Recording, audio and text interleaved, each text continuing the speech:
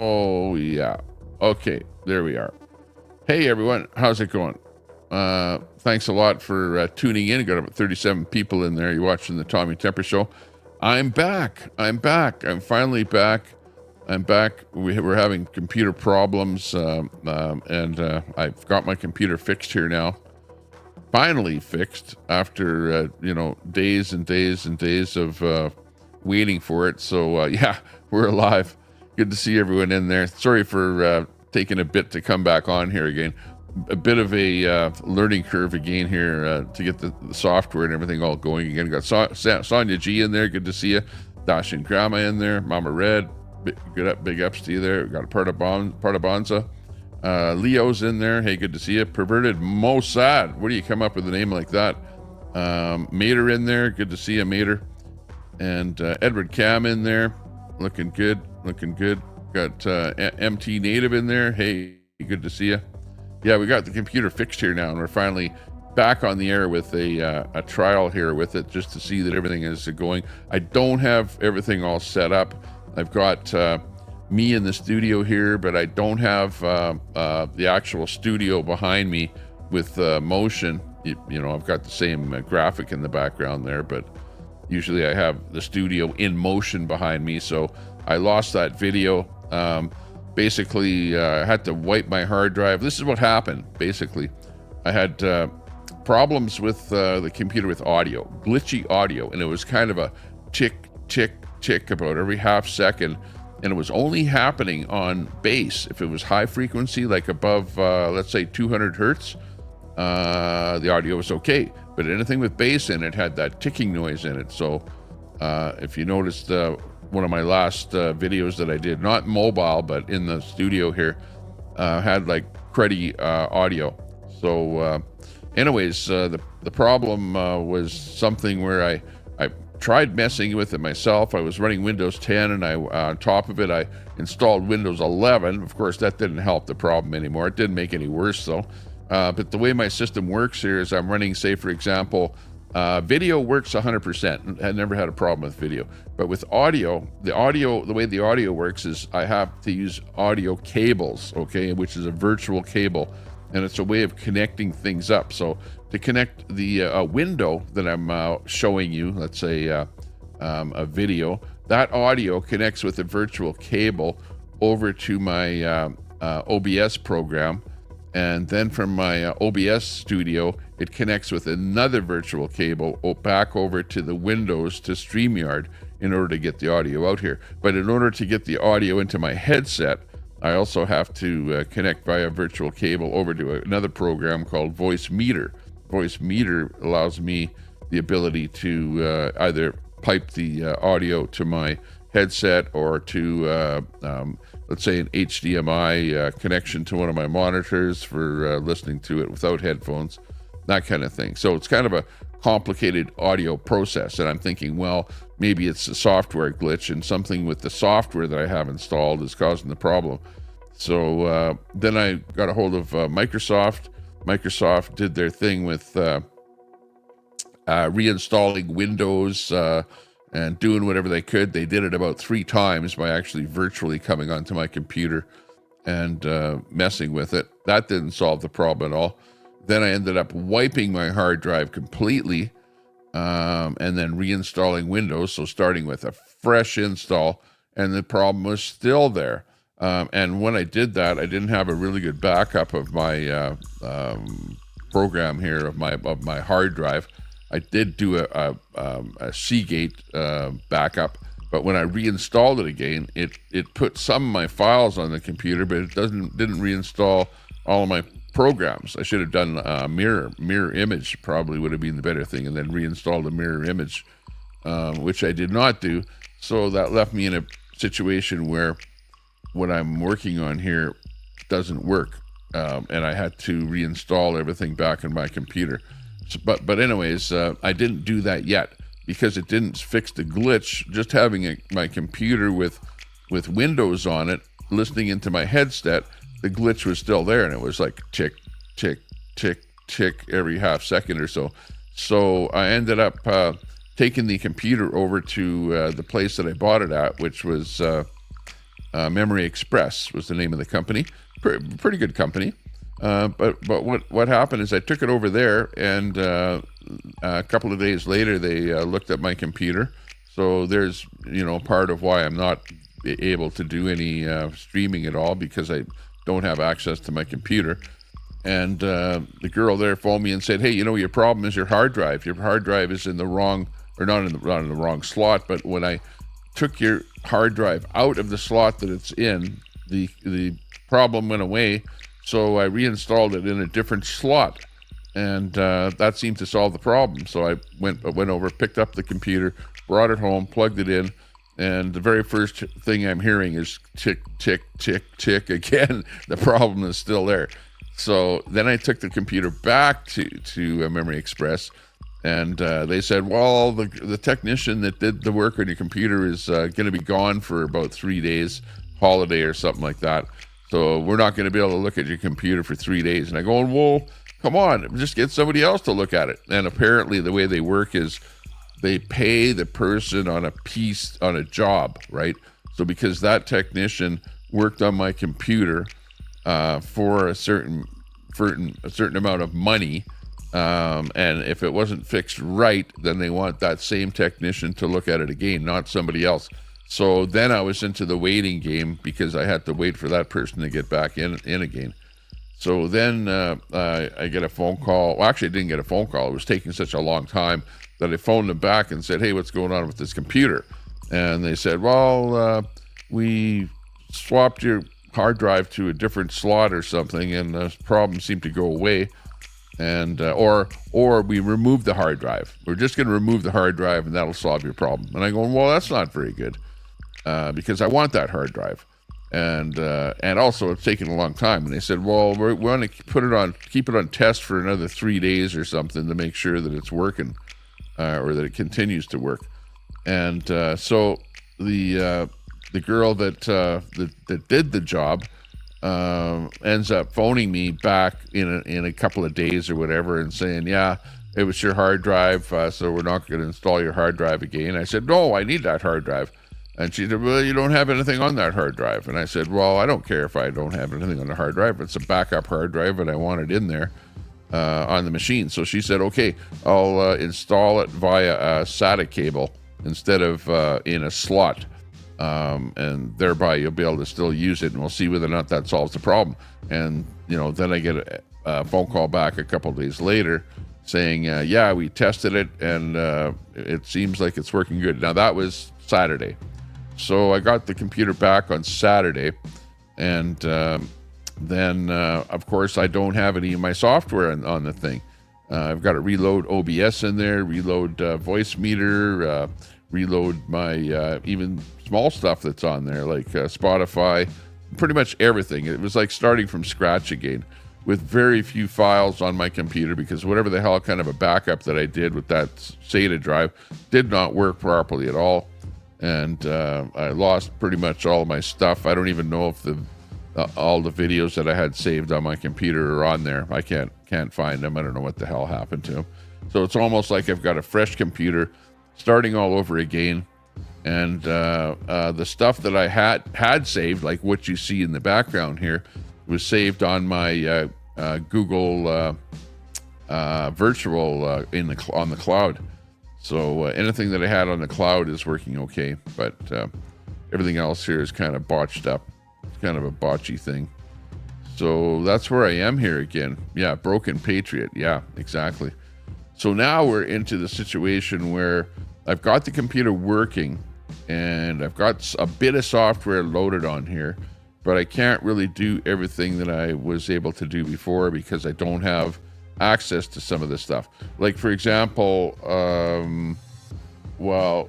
like I do have access to a bit of my stuff on here, like this. Oh, in fact, that didn't work. Hang on. Hey, that didn't work. But this does work. Okay, so I can play some of the stuff off of my Stream Deck, but most of the stuff off of my Stream Deck is just fried. It's gone. It's not there. If I go to some, you know how I can play the some of the sounds and stuff like that. For my soundboard is almost completely gone. Some of the music that was on there I can play, but most of the stuff is just gone. Like this is dead. Catwoman, will you never learn? So so it's almost like starting from scratch again here with whatever I'm up to, which is kind of a hodgepodge thing. I don't like it at all, but it'll take me probably another week before I get everything all back up to speed again, to where I can really do a kind of a show that I was able to do before. Like Trump said, what if someone gives you the putt? You say thank you or pick up your ball, and move on to the next hole. Gotcha there, Partabonza. Yeah. So anyways, and for example, all the stuff that I had on here, the voice stuff where I was able to play your voices on the stream, that's not set up. I don't have access to my Botrix there. I'm surprised that Botrix is actually working, but I don't have that screen here to see how many points people have or any of that stuff here. You have all your drives backed up off-site. Broken Patriot says, I was never too much for backing up stuff, with my computer. I just run on, load programs on and on and on and on. Like, for example, how I could do different kind of cuts and stuff like that. Well, that's pretty much all gone. All I can do is a cut and a fade, right? Just a cut and a fade on here. Let's see, this one here looks like I'm a little bit bigger. I was messing around with some of this stuff here. Here we go. That's a little bit closer. But yeah, some of my different kind of fades, where it zips off to one side or something like that. All my fades are gone. My whole setup on OBS here is completely gone. So I'm like going back to OBS as if it's a fresh install. And whatever I'm doing, I'm going to have to go out there and get the software and reload the plugins and stuff like that in there again. So yeah, it's not good. Why wouldn't I just buy a new computer? Because this is it's a pretty high-end computer that I have here. Like, this is a really high-end computer with a high-end graphics card. It's not just like a $500 computer. This is like you're talking a couple $1,000 for this kind of a computer that I'm running. Because when I bought this, now this is of course three years old or whatever now, so it's a little bit a little bit older, you might say. Let me get this straight. The technician said the hard drive is the problem. The hard drive failed. You as a backup, and you still had the tech reinstall it. No, I didn't have anything on that hard drive. There was a second hard drive that was installed on the computer, but I never really used it. It was just a backup computer that wasn't there, and I wasn't using it for a backup at all. And there was nothing on the hard drive. It was just a hard drive that was formatted and just sitting there doing nothing. It's like having, drive C and then drive E, for example, and I never really put anything on drive E. But the backup that I did was on an external hard drive, a Seagate, whatever, couple terabyte hard drive. But whatever, that backup that I did didn't really install everything out. What I actually should have done was a mirror, to do a mirror image of my original drive. And then when I cleared off my drive, then I could just reinstall that mirror image on it, which I didn't do. But, live and learn. As time goes on here, I'll have more of a backup thing here set up, so it'll work out a little bit better. Hey, we got more people in there. We got Seashells in there. Fry is in there. Fry could have fixed it. Yeah. Is Fry in there? We got Edward Cam in there. Good to see you. Graz in there. Gangster Granny in there. Oh, Nuts and Crackers is in there. Good to see you. And let's see if we can get up to the... Yeah, why is my face red? Oh, maybe I have it overemphasized a little bit because I was messing with my camera a little bit here. And my camera is actually a pretty nice little Ozbot camera. and it allows you to adjust the some of the parameters for what the colors look like and stuff like that. So I was making myself look a little prettier than I actually look. How about that? A high-end computer 20 years ago.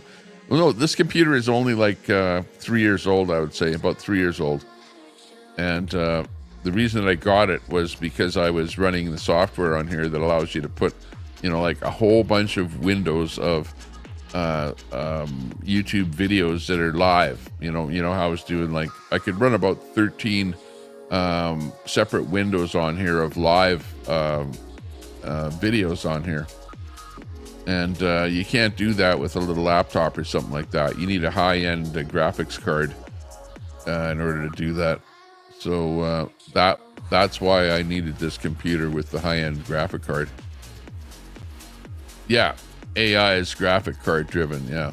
Well, I don't have any AI on my computer. I'm not running anything local here. Any AI stuff that I'm doing is more offline, that kind of thing.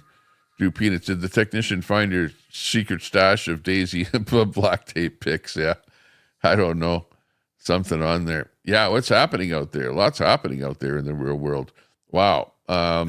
Since probably the last video I did was me over at the Carney rally in Edmonton here. There was a Carney Sohi rally, the Prime Minister of Canada. And there was a rally at a strip mall, and it was the actual rally was inside of one of the buildings at the strip mall, but they apparently talked, I would say conned the strip mall into coming up with this plan to kick people out of there by saying that it was a private event at the entire strip mall, even though there were lots of different stores and stuff like that. And I'm standing outside of the actual place where they're doing their thing. And they kicked me out of there. And I was with a guy by the name of Jason. Person of interest, right? He overheard the Secret Service saying, oh, he's a person of interest or whatever. And I'm sitting with Jason, So, he gets kicked out of the thing. I get kicked out of the event. And that was the last time. So the Prime Minister of Canada kicked me out of his rally. So, so for that reason, I'm not really liking the Prime Minister of Canada, okay? It'd be like you going to a Trump rally and getting kicked out of a Trump rally, just for being there, And I didn't say anything. I didn't say anything negative about Carney or the Liberals or anybody else. If you watch my video when I got kicked out of there, I was talking to you, to the camera, or to the people on my stream, and I'm saying, oh yeah, there's maybe this number, 1,000 or hundreds of people here or whatever, and I'm just commenting on what I'm seeing. I didn't say anything negative at all. There's no reason whatsoever for Carney to kick me out of the event. So, Prime Minister of Canada, shame on you. Shame on you for kicking me out. Okay, the other thing is you notice how I'm actually looking at the camera right now. See, it's right in front of me.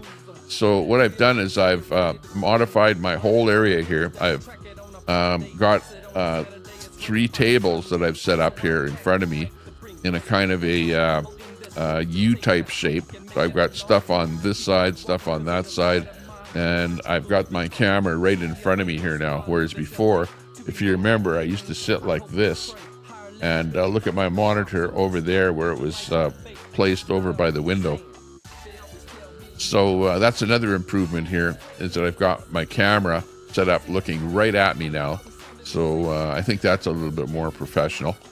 And I've got a different setup here where I've got cameras on my house, and I've got that set up connected to a monitor right beside me right here, so that I can see all of those security cameras around here. Because around here in this neighborhood, you need security. This is like, Crack Central. Canada is Crack Central, where there's, tweakers and all kind of stuff like that running around the hood. Basically, Edmonton, I would say most of these sanctuary cities have turned into big drug havens where people are doing drugs openly and tweaking around, running around. They're going up and down the back alley looking for bottles and stuff like that. Am I on house arrest? No, I'm not on house arrest. Yeah, that's my good friend Leo down there in Ontario. He's the one that's on house arrest, not me. So yeah, but I got kicked out of the event. I didn't get arrested at that event though, but we got kicked out. I was asked to leave. Basically, the Secret Service and them conned the security guard for the actual project, who's wearing a thing called Edmonton Center, because it's the same security that they use at a mall in downtown Edmonton called Edmonton Center. So he came over to me and he says, I'm asking you to leave, or you've been asked to leave, right? And I didn't really put up any resist or anything like that. I didn't even ask him, why am I being asked to leave? Or he said, you're being asked to leave. This is a private event. So, I wasn't a person of interest, but Jason was apparently a person of interest, or at least he overheard them say that he's a person of interest, whatever the hell that means. You know how that is with Secret Service. They go, oh yeah, well, these guys are supporters of, and really all you have to be is a supporter of the opposition party, right? So I'm like a conservative, and a known conservative showing up at a liberal rally. Okay, so that's enough to get you kicked out, right? In Canada, right? You just have to be, or somebody like, oh, he was in the convoy, he went to Ottawa, so he's like against the government or whatever. You know what I mean? You get put on these lists, whatever. And when you're with Carnival Carney, hate to call him something like that. I don't like to run down the Prime Minister of Canada. But, and there's so many bad things about Carney that I could bring up here that I've seen in the last, couple of weeks. But it's unbelievable how the hell people can elect somebody like Carney. I have no idea. But it was the boomers. The boomers elected him, right? Because all they do is they watch CBC, CTV, Global, and they're pushing Carney the whole bloody time. It's like, you need to vote for Carney because he's the only one that can bargain with Trump. You know what I mean? and it's so funny. The first meeting with Trump, little Carney is sitting there. He can't even. He's like, "Can I talk? Can I talk? Can I talk?" The whole time. Can I talk? Can I talk? And Trump is talking away over top of him, whatever, and not letting him talk. The guy he just looked like a weak little weasel the whole time. It was funnier than hell. If you've seen it, I should bring it up here and show you what Carney looked like talking to Trump there. But there's something going on. Like, obviously Trump and Carney know each other, right? And Trump wanted Carney to win. In fact, Trump even said, hey, you should be glad that I got you elected. It's like Trump feels responsible for getting Carney elected in Canada. And he's calling, Pierre like, oh, I don't like that guy because he says bad stuff about me, Oh, yeah, right. Yeah, everyone says bad stuff about Trump when you hit him with 25% tariffs and stuff like that. These things happen. But anyways, hey, I put a couple of big bones out there. You see that bone outside there? So the birds are going after him there. Got some birds out there. And that one's a magpie out there right now, trying to eat a little bit of meat off of the bone there. But anyways, we're back. We're back in season here. SW in there. Hey, good to see you. Got lots of good people in there. I missed a bunch of them there. I'm back down to the bottom of the thing here right now. Edward Cam says, that's a solid quote. Trump is fucked up so bad that it cost PP the election. He did. Well, I don't know about that. Yeah, he did. He supported Carney because there's a deal with Carney because Carney's Brookfield company ended up giving some kind of $1 billion loan to Trump's son-in-law. Okay, so there's a known relation between Carney and Trump. Carney did Trump a favor. So the favor back to Carney was to get him elected, right? So Trump did that, right? And he also knows that he doesn't want somebody in Canada that's going to be a tough or hardball to deal with, right? So to elect a soft guy like Carney is actually good for Trump, because then Trump can push him around, right? Can get him to do whatever he wants to do, right? Which in fact he's doing. And Trump wants to bring all the car business back to the US of A. So any kind of cars that are being built in Canada, or parts manufacturing or stuff like that, he wants that gone in Canada and brought back to the United States. He doesn't want to have this trading. He wants the cars assembled, built, and sourced, and all the parts and everything else done all within the United States, and not to be sourcing parts from China or Korea or Canada or anywhere else. So the automobile industry in Canada, where we were building cars in Canada, are going to be probably moving to the States. Parts manufacturing is going to be moving to the States, and we're going to be left with nothing. We won't even be producing one car up here in Canada. So that's not a good thing for Canada. So all we're going to be able to do is lower the tariffs. We've got those tariffs of 100% on China, on the electric cars from China, which is actually killing our farmers in Canada, because the farmers are unable to sell the canola because of 100% tariffs on canola by China. So China is not buying any canola off of Canada. So you've got that problem going on. But yet Carney, also his Brookfield company, got a $750 million loan from China. So there's that indebtedness that Carney has to China. So, Carney is kind of all over the place with these different countries. It's not like they don't know each other, and it's not like they're not going to help each other out. So we'll see what happens there. But we're in really bad shape here, because our car industry in Canada is decimated. It's moving back to the States, courtesy of Trump. I don't know what's happening to Boeing. I heard something big about Boeing pulling out of the United States and going to foreign manufacturing.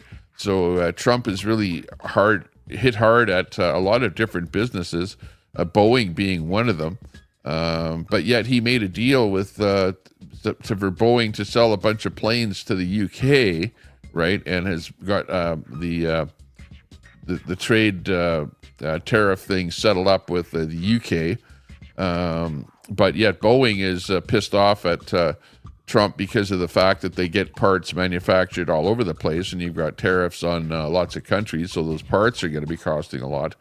So it's Trump is getting himself into a lot of trouble all over the place. And then you've got the John Deere company is with some of their stuff they manufacture in the States, some of the stuff they're manufacturing in Mexico and probably other countries. And Trump wants that brought back to the United States. But John Deere is going to be manufacturing some of their stuff in Mexico, and they're not going to be bringing it back into the States, because a lot of their stuff that they manufacture is not sold to the States anyways. It's sold to a lot of other countries, and it's cheaper for them to manufacture in Mexico and then to sell to other countries from Mexico. So you've got a split in there of the John Deere country, where some of the stuff is going to be still manufactured in Mexico, and some of it in the States. And what, are they going to pull out of the States completely? I don't know. I guess we'll see. But, there's a lot of stuff going on. And you know what? To change where you manufacture, how you manufacture, and where you get your parts from, and try and unify everything like that, and with these large companies like that, is really, really hard to do. So they are going to be in big trouble because of Trump and its tariffs. And it's not done yet. None of that stuff is settled. Some of the countries they've settled up with, and said, okay, this is going to be, the countries are saying, this is going to be our tariffs against your stuff. And Trump is saying, okay, this is going to be our tariffs against your stuff. And, the numbers are not looking good. I think today the latest news is Trump is dropping his, over 100% tariffs on China, dropping those down to, 30%. And China is dropping their tariffs, which they put tariffs up against the States. dropping that down to 10%. So you've got numbers like that are coming up. Yeah, am I saying that tariffs work? Tariffs do work. Tariffs do work on bringing jobs back. Absolutely, they do. But you have to realize that a lot of these businesses are so fragmented on where they get their parts that putting tariffs up, making it hard for them to get their parts from other countries and then to do the assembly in the country where the tariffs are, is it's a hardship. It's a real hardship, and you've got to bring those the chip companies have to be brought back to the States. The companies that are manufacturing the stuff have to be brought back home again, and the companies are definitely they're all over the board, all over the board. It's like, wow, go on social media and look at the reports out there, and listen to the stories that are going on. And it's a pretty tough situation that the states are in there right now. And it's Donald Trump that all he's trying to do really is bring the jobs back home. But in doing that, causing an awful lot of hate and discontent with a lot of countries and a lot of companies all over the place. So this is going to be interesting to see what happens. Very interesting. Edward Cam, tariffs are costing my manufacturing company business. It's not bringing us any more business. Well, it depends what business you're in. You know, tariffs are affecting different businesses differently. Like, for example, if you're a dollar store and you're buying your stuff from China, and before there were no tariffs, and now there's a tariff of 30%, well, you're going to be paying more for those Chinese widgets that you're selling in your dollar store. 30% more than you were before the tariffs. But on the other hand, maybe you should look at buying those widgets locally. Maybe those widgets can be manufactured within the States, and it will bring more manufacturing back, right? Like clothing, for example, socks, underwear, shirts, anything like that. All you're doing is buying cheap stuff from China. If you put the tariffs up, well, 30%, maybe that's enough to have those jobs brought back home, make those products back at home again. Let's face it, before all this trade stuff happened, people were buying stuff from locally. For example, Zenith televisions were made in the United States. RCA televisions were made in the United States. They went, or you started buying the cheap stuff from China, and the local companies went broke. They sold their names to whatever Chinese companies, and now they're stamping them on Chinese products over in the state or in China, and you're importing those cheap products. That's what's happening right now. So it's a situation where everything is in turmoil right now, and that's why you're seeing the stock market really took a big hit when the tariffs first came up. Stock market just spiraled right down again, but it's picked up again. Like even today with the announcements of the trade deal with China, where, hey, things are a little more solidified, where it's going to be okay, 30% and 10% back from China, and that the stock market popped back up again because the businesses that are buying stuff from China are going, okay, now we don't have to pay over 100% tariff for buying stuff from China. A big thing that happened was in the shipping industry, all these ships that ship stuff to all the ports, that stuff went on a standstill because people weren't buying stuff from China. If you watch all the videos of what's happening from China, oh my God, it's like people are on the streets protesting, and nobody's buying anything. Factories are closing down. People are not going out to restaurants anymore.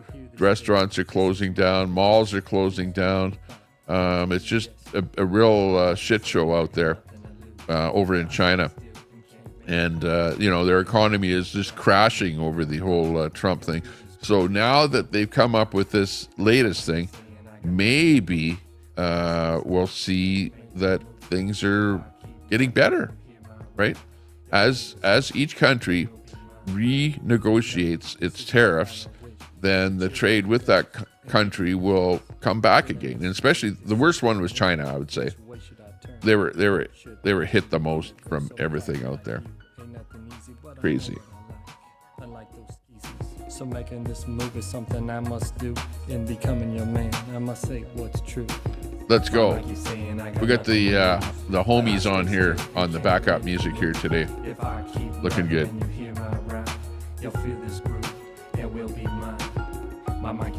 Yeah, we'll take a break there, Catamus Rex. Breathe a little bit. If I keep rapping and you hear my rap, you'll feel this groove. It will be mine. My mic is saying as long as Trump keeps lying. If I keep rapping and you hear my rap, you'll feel this groove. It will be mine. Botox Abbott. Who's that in there? Got some new names in there. Susan Knox in there. Good to see you.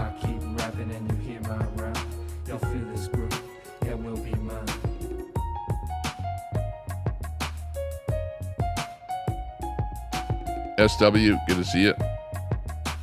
Dog looks familiar.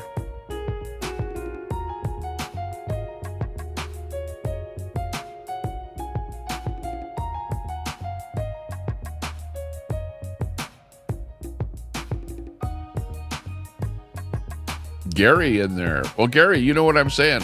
You know, like I've always been a Trump supporter, you know, as opposed to a Biden supporter. Like, let's face it, come on. Like, I'm not into the pronouns and that kind of stuff, you know, and things that aren't real. I'm more of a realist than, you know, faking it, you know, and saying, oh, yeah, you're a this, that, or whatever, or make up something like that. Reality is more important to me than things that are not real. So, you know, Trump was the guy, but unfortunately, he went overboard with the tariff thing. What he should have done, if it was me, I would have dealt with each country individually. I wouldn't have carte blanche, hit everyone with a super high tariff, and then said, okay, come on and negotiate with me. But he did it to all of the countries, and then every country has had to go back to Trump and renegotiate what's going on. And you know what? Carney up here in Canada has not negotiated anything with Trump yet, as far as I'm concerned. They haven't come up with any kind of a deal. Like, Carney is a failure in that regard. He had a lot of time to go back to Trump. In fact, even now that he was actually elected as the Prime Minister of Canada, he should have actually had a meeting with Trump, and they should have hammered out the details of the tariffs with the two countries. And then we'd be okay. At least we know where we are. But living in Canada here, it's still up in the air. We don't know what's going on with these tariffs. They're pretty much as they were with Trump, and they haven't been renegotiated at all. So we've got to do something with renegotiating them. Can't talk about any court case with me at the moment. Can't talk about that. Anything that's in litigation is not able to talk about it here, but there is a court case that will be happening, and you know, they take time. Everything takes time, so we'll see what happens with that, and we'll definitely update you when that happens, give you more information on my court case. It's something that it's kind of weird that being in a position where I'm kind of tongue-tied on that particular subject. Basically, I was falsely arrested, so it's going to be a false arrest court case that I'll be going through, and it's pretty much, you know, cut and dry. It's like something happened and it shouldn't have happened, and because of that, well, somebody's going to have to pay the piper because of it. These things happen. It was the American companies that moved to China to take advantage of cheap labor to maximize profits. Exactly, Robert Sinclair. That's what caused it all. And then what you have is a funneling of money from the United States to China, and very little product, because what China did is they put up big tariffs against buying stuff from the States. So if you're going to be buying an American product over in China, you have to pay their tariffs. So nobody's buying any American products over in China. And of course, the people don't make very much money in China, so they're not buying very many products that are very expensive to produce in the United States. So at the end of the day, there was a massive flow of capital or money to China with nothing back in return, thereby resulting in massive trade deficits. Now, Canada is not so much that. We have pretty much about an equal amount of trade with the exception of oil.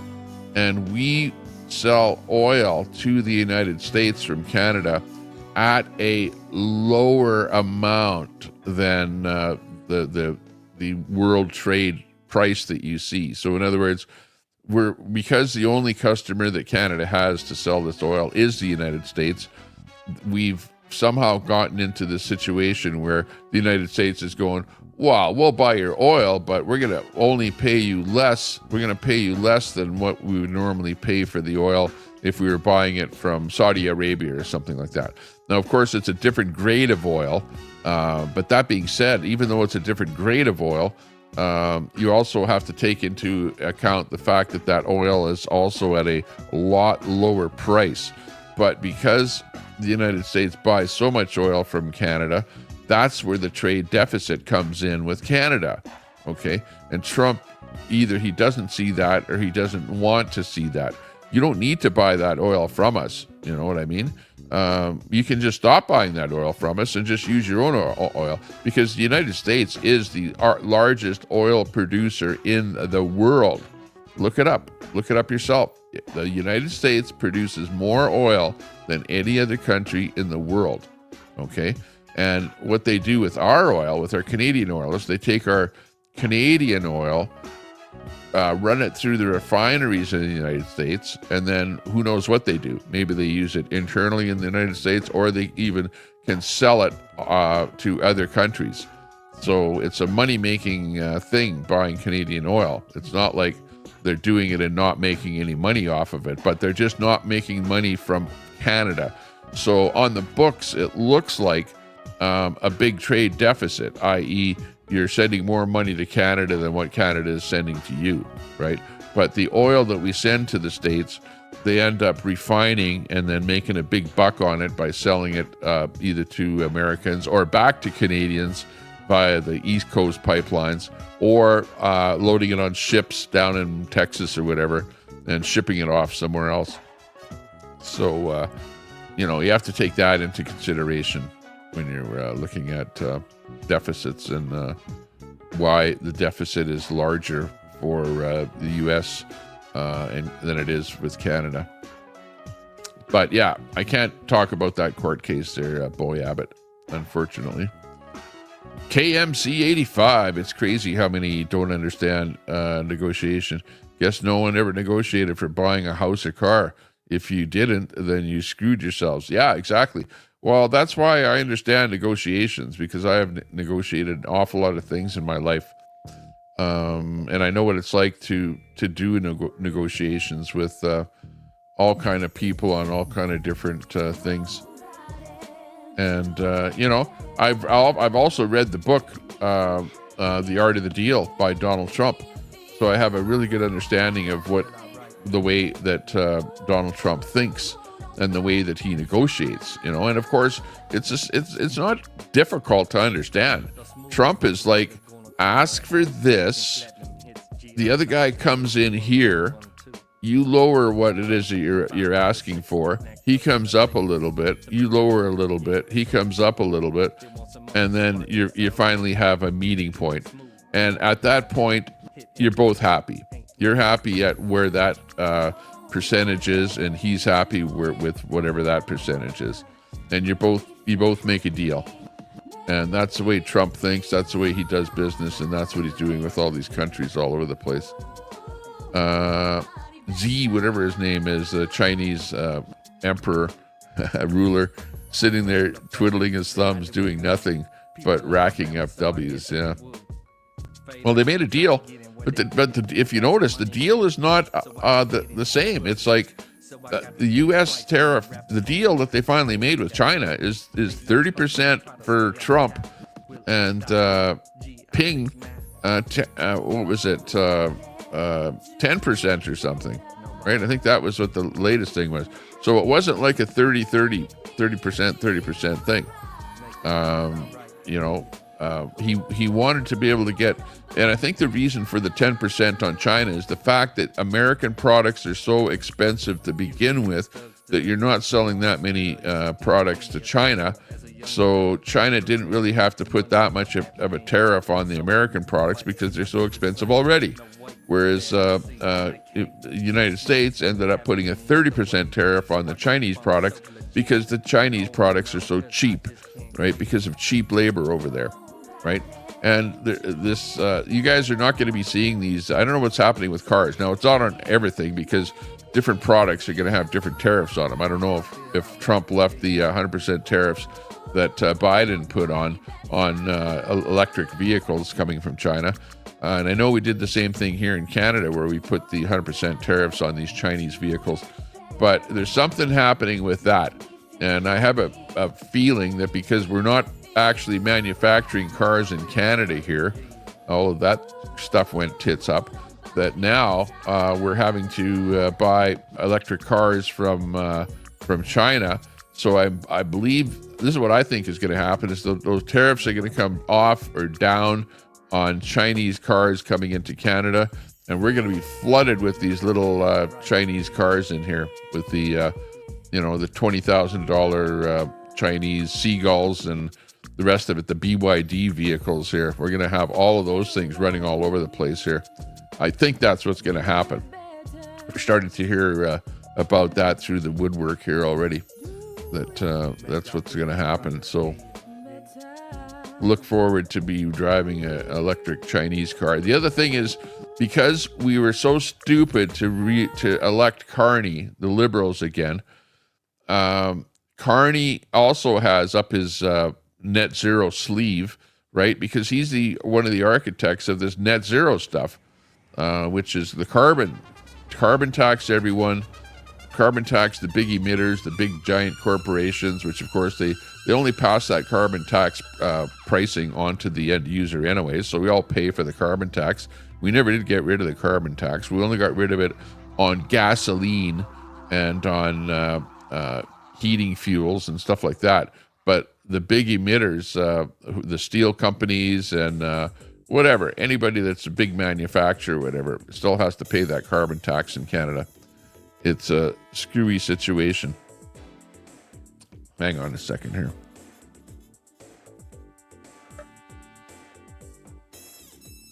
So now us Canadians have to pay the piper.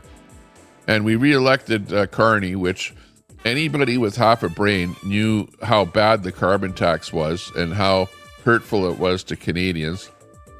But the boomers watched CBC, and CBC said, Carney's the only one that can deal with the bad orange man in the States. And so you better elect the Liberals again. He's the only one that has the power to deal with them, which is all bullshit. And so now we're stuck with the carbon tax. And Carney also has this plan to get rid of all vehicles that are more than or older than I think it's year 2000. And don't quote me on that. Look it up. But Carney has a big plan to get rid of gas vehicles that are old gas vehicles because they have old technology, whatever, they pollute more or whatever. So get rid of anything older than the year 2000. So I don't know how that's going to work because I actually have a 1991 Mustang that I like driving, and it's like a classic car. So, but Carney wants it to go to the crusher apparently. So I'm going to have to send my 91 classic Mustang to the crusher, and any other classic car out there older than 2000. You can't be driving it anymore. No, it's a polluter and it's bad for the environment. So there you go. Is there some dollar store factory opening in Iowa? Yeah, maybe you can manufacture those dollar store items in the United States now instead of buying them from China. Al, did you get your fat black ass off the couch? Yeah. There's a reason for that, because China used third countries to get around the tariffs before, and that's why he had to put tariffs across the board. Exactly. Yeah, Miss Angie, you're right with that. Because China was doing that. I know I heard that China was, instead of selling the products directly to the United States, they were shipping them over to a third-party country like, I don't know, Malaysia or somewhere, and then getting Malaysia to ship it. So, yeah, he put the tariffs right across the board for all of the countries to avoid something like that from happening. Good point there, Miss Angie. I agree with you. Al Munson says Trump is senile. He looks worse than Biden. Actually, I don't know. He doesn't look too bad. He's an old guy, though. There's no doubt about that. I was just watching Fox News. I'm watching Fox News over here on the big screen in front of me, and they show close-ups of Trump and whatever. There, let's face it, he's an old guy, whatever. But he is sharp. He is right on ball. He knows what he's talking about, and he knows how to manipulate people. You know, like, let's face it, he manipulated all of the Canadians that voted for Carney. It was because of Trump that everyone that voted for Carney, they figured that Carney was the only one that could deal with Trump, which is false, absolutely false. And he didn't look at all of the other bad things that the Liberals were doing to Canada. You know, all of the gender stuff that's still up here in Canada.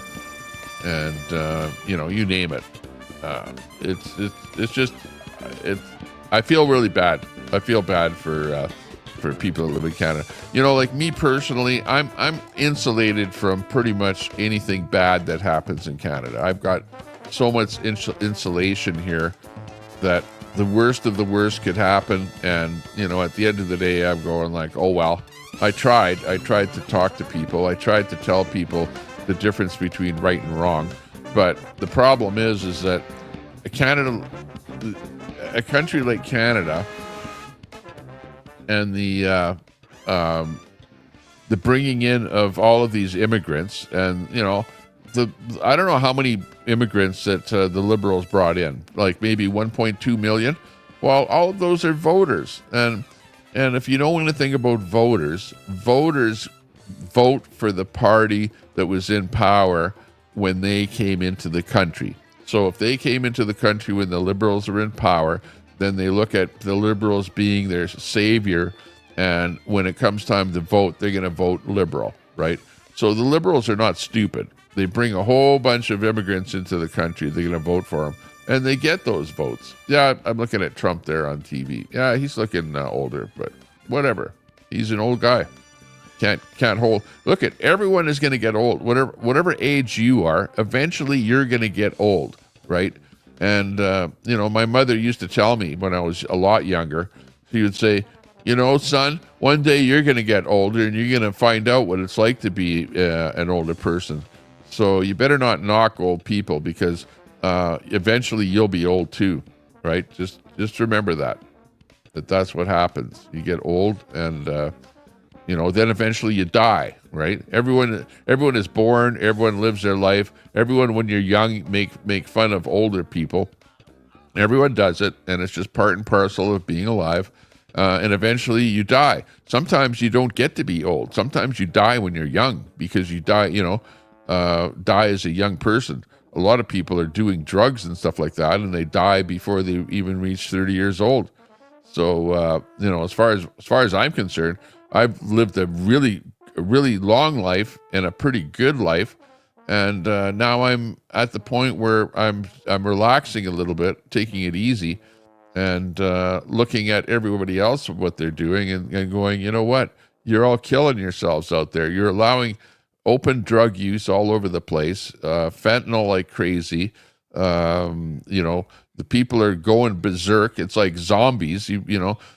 When I first started watching the zombie movies, I wondered, what the hell are those zombies? How do they become zombies? The zombies are out there and they're going, you know, and they're all, you know, pocked up faces and stuff like that, and you know, doing crazy stuff. And I'm thinking, where the hell? How did these zombies all come about?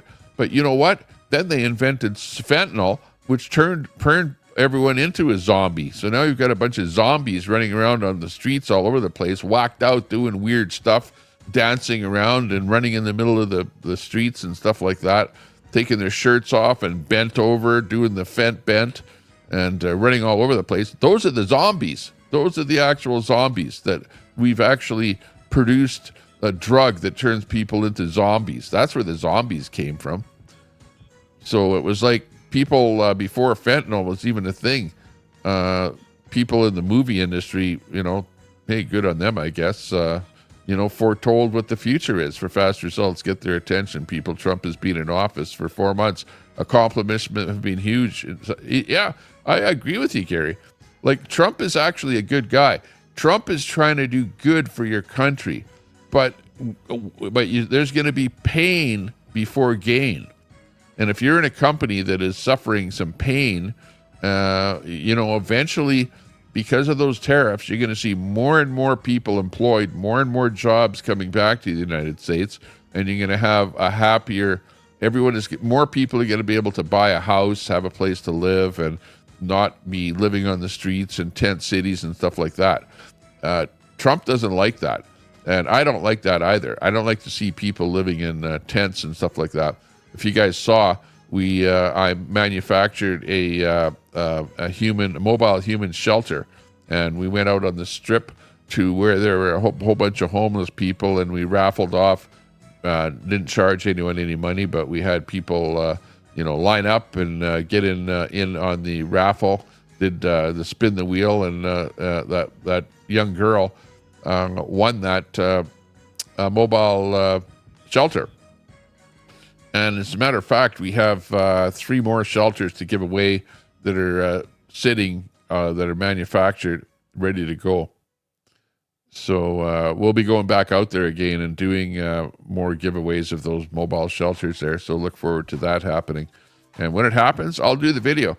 And Al Munson, I'm not doing it for promote my channel or promote whatever, YouTube or social media or whatever. I'm doing that out of the goodness of my heart to try and help some people out there, to at least get some housing for people that are just laying there out there on the street. Like, it's ridiculous what's going on out there. But anyways, did I get a cavity search? No, I didn't. No. But it wasn't good. How come pretty much zero captains of industry think Trump are correct? Well, it depends what type of business that you're in. Some businesses are going to hurt more than other businesses, but it's not all gain. Like I said, it's pain before gain. You're going to have some pain before you get the gain. And the gain is to bring the manufacturing jobs all back home. Everything left the States, really. And the same thing with Canada. We ended up where, for example, like I've said this, we used to have GWG blue jeans in, George W. Groovy, we used to call them. But there was a manufacturing plant right here in Edmonton manufacturing blue jeans up until maybe about 10 years ago, 20 years ago maybe. And then the factory closed because of the importing of cheap Chinese products. They couldn't compete. How can you compete paying people $10 or $20 an hour in Canada when they're making $1 to $2 an hour over in China and shipping them over here? You can't compete. So, we need tariffs against those cheap products. And then eventually, it's not going to happen overnight. It's not going to happen in 1 year, but it might happen in 5 years, maybe 10 years down the line. Those jobs will eventually come back, and you'll have more jobs in your own country if you have tariffs on those countries that are producing those cheap products that you could absolutely manufacture within your own country. There's a nice big steak bone out there, right there, that I put out there, and it's still got some meat on it there. And they'd be nibbling on that steak bone out there. And there's some bread and stuff like that out there that the birds are grabbing out there. He accomplished crashing the economy and backpedaling to save himself, says Al Munson. Well, yeah, we can say that, but you know what? The backpedaling is him readjusting, because he's giving you the high tariff, and what you're calling backpedaling is him reducing the high tariff, which is a ploy it's a way of negotiating, and his backpedaling is reducing that and coming up with an agreement with the other countries out there. That you might call it backpedaling, but that's not what he's doing. It's a way of negotiating is what he's doing. But I don't know. The biggest one that I'm looking at of where he's in trouble is with Boeing. I don't know. I saw some kind of a meme or something out there where Boeing is thinking of leaving the United States. I don't know, and doing all their manufacturing outside of the United States. Whereas right now they're probably manufacturing some of their stuff outside, or parts, bits and pieces are being manufactured outside of the States and then brought into the States and then finally assembled in the States. So I don't know. I'm going to have to do more research on Boeing in particular. Crashing the economy, the ignorance, KMC. Yeah, well, if you're, okay, there's the trucking industry right there, okay? People that are in the trucking industry are really hard done by, especially with the tariffs against China, because you don't have the shipping containers coming over. You don't have the truckers moving the shipping containers from the ports to their destinations, because that all was halted because of the over 100% tariffs with China. But now that the actual negotiations with China have, come to fruition, now you're going to see the orders being placed again in China, and you're going to see the product coming back over again. Sure, you're going to have 30% tariffs, whereas before, I don't know what it was. Maybe it was nothing. I don't know. But now you know what it is, and it's not 100%, it's 30%.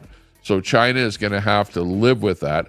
They're going to lose some production, and some of that production that's over there in China is going to come back to the United States. That's what's going to end up happening.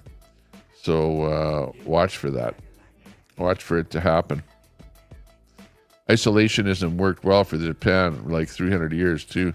Yeah, well, you see that. Well, Japan is, and also bringing people in. They don't like bringing foreigners into the country. Like try and immigrate to Japan. You might get a work visa or something like that for a bit, but that's about it. Same thing as Poland. Poland is like really big on not allowing certain peoples to immigrate to their country, and thereby Poland is still Polish, right? The United States, it's like come on in, and it's like anybody and everybody is popping in. Same thing with Canada. We brought so many immigrants into Canada from all over the place that the fabric of Canada is completely changed. It's not a kind of a country that it used to be. We've changed a whole lot here in the last 20 years to the point that it's unrecognizable. It's like, and also the amount of crime has increased substantially. There's nowhere for a lot of these immigrants to live because there's not enough housing, and there's not enough jobs. There's high, where you're looking for jobs, the number of jobs out there. The only people that are creating jobs in Canada is the government, and the numbers are like ridiculous. It's like over 20,000 jobs are created with the government, and the government goes, yeah, our job numbers are up. We've got lots of jobs out there. No, a government job is just you're using taxpayer money to create some kind of a job within government, and you're calling that a job. That's the worst kind of a job ever, a government job. And that's where Trump is getting rid of all that riffraff BS stuff, where that's what Doge was all about, getting rid of inefficiency in government, all of the overexpending, and all of the people that are being paid with those government jobs that should just kick them out. They're not doing anything anyway. Like look at the Department of Education, Federal Department of Education, but yet you've got the education system is run by the states, and it's the same thing in Canada. It's the provinces that run the education. We don't need some kind of a federal Department of Education. Now, we don't have that here in Canada that I know of, but you guys had that in the States. So kick them out and cut the overhead. It's like running a business. You want to trim the fat and quit wasting money. MAGAs don't want to hear that. They think we aren't producing and that we need Trump to unleash American energy. Well, you needed to do something. You needed to cut the fat, which Trump is doing, and his tariffs are a great way of solving the problem. And really, you needed to solve the problem of the money flow. The money was flowing out of the states, And how are you replacing that money that flows out? When you're buying all that stuff, you're sending American dollars over to all these different countries, and the money is not coming back because they're not buying American products, right? It's a one-way street, and that had to stop. It couldn't continue forever, because eventually your country is just going to go completely bankrupt, because all you can do is print more dollars. Okay, the money flows out of the States. You don't have the money in the States anymore. So what do? You print more dollars. What does printing dollars do? That makes each dollar worth less, right? And your country is like dropping down in value, and you end up being something like a country that is going broke, right? And some of the largest, like even the empires in the Europe ended up going bust because of money supply problems, and you have to curb that. And Trump is doing his very best to try and curb that money flow. The inefficiencies that you have need to be corrected, and the money flowing out of the country and nobody buying any of your products because they're so high priced or whatever. And really, part of the problem is the high wages, right? Let's face it. If our wages were like $1 an hour, then we wouldn't have the problem. Then you could have equal trade, and you wouldn't need tariffs with a country like China. And really, there isn't that much of a difference between Canada and the United States as far as the amount that is being paid. Probably we're paying more in Canada than you are in the States. Like our minimum wages, I think, are higher in Canada than they are in the United States. And, I don't know that those tariffs really needed to be put up against Canada per se. We're pretty equal on the trade. And I think that Trump needs to look at that a little bit closer. And we need a little more free trade between Canada and the United States. But he didn't like the fact that cars, auto parts, and things like that were being produced in Canada and shipped to the States. And really, the way to solve that is to put a tariff up against Canada, which he did. And we'll see what happens. How many dead mice at the lake? There were none. Didn't have any mice in the RV. Yeah, I went out to the RV at the lake, and we got that all set up. Not this last weekend, but the weekend before. So we've been out there once. We got the golf cart batteries back in there again. We got the water supply hooked up, electricity hooked up. The slides are out again, and it's looking beautiful out there. And I've got another special thing to talk about, and we will see about that. Let's go. I've got another thing. I'm not going to talk about it here, but I can kind of spring it onto you as a special. But I've got something else in my life now that we'll be showing you and having fun with, and doing some videos and stuff like that. So look forward to me coming up with another thing in my life that is of interest that should make doing videos and stuff like that more fun. So I'm not going to really say what that is right now, but yeah, it's definitely something that's in my future. So we'll see what happens there. Look forward to that happening. See what the chat has to say. We make baby oil and sell it to Diddy. Yeah, what's happening with those guys there? You got that court case going on. People are talking about that forever. Hector Jimenez. Hey, good to see you, my good friend. Juan.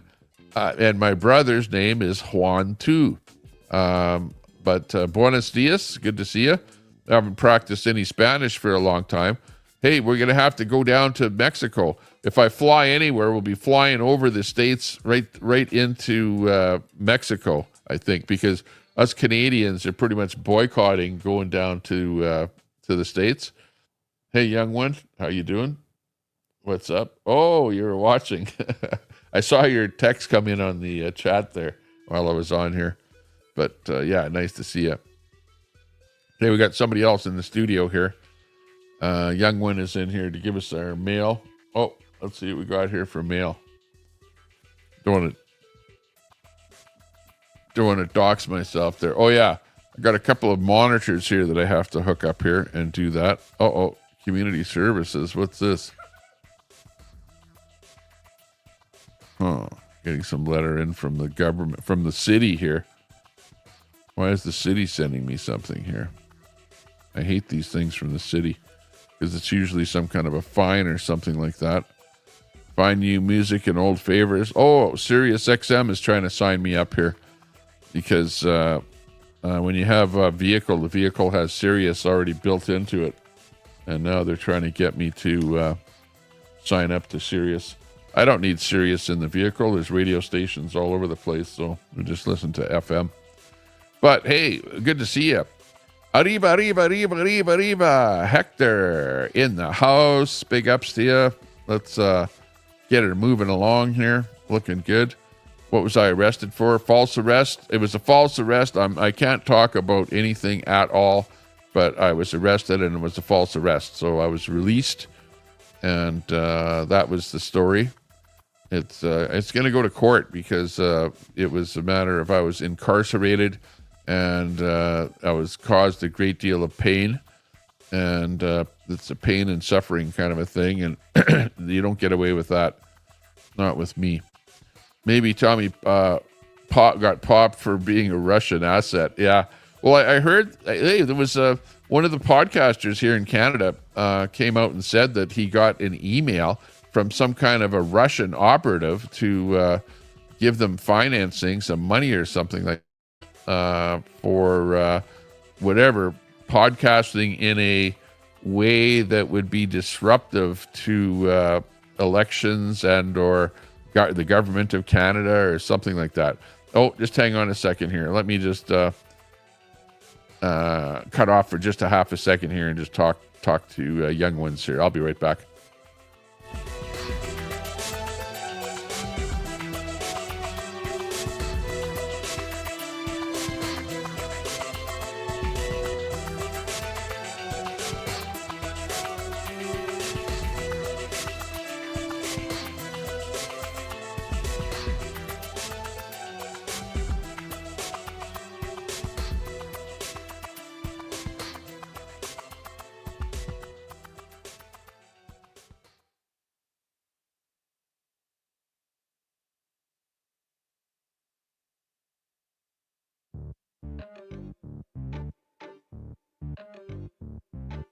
Old school rhymes and old school beats, old school chains and old school sneaks. If you from the old school, stand tall and proud as we sing this anthem and say out loud.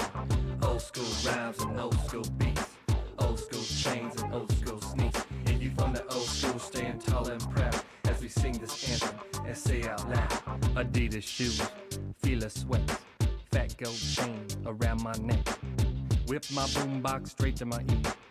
On my block, nobody I fear. Homies just kick it, say hello. They all know Neck, he got the flow. Keep them happy, it's what I do. Bustin' them rhymes for my old school crew.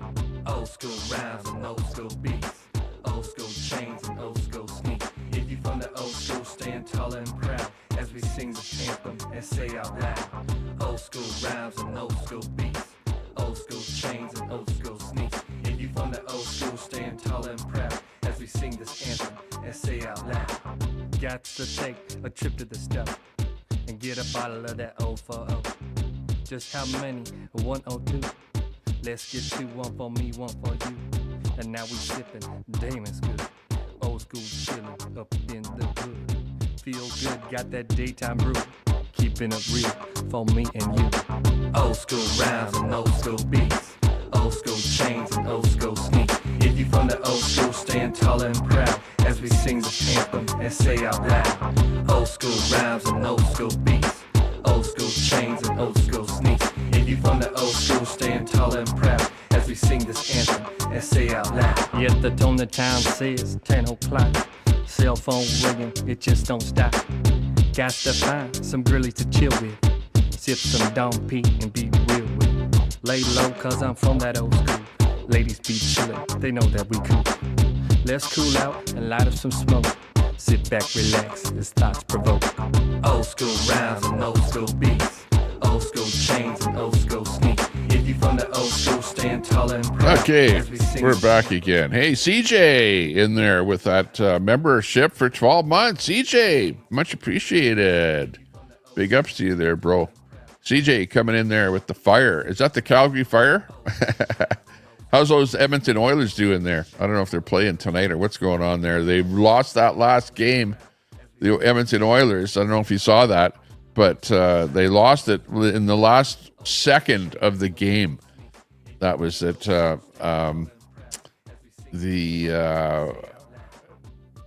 boy, who the heck was it now? The Las Vegas scored and won that game in the last second of the game. That was like, wow. I didn't like that to happen, but thanks a lot for supporting the channel. That's CJ in there with being a member for 12 months in there. He joined up to the channel there. There's that join button down there, and you can join the channel there as well. Just click that button, and you can gift some memberships to somebody or become a member of the channel. Always appreciate that.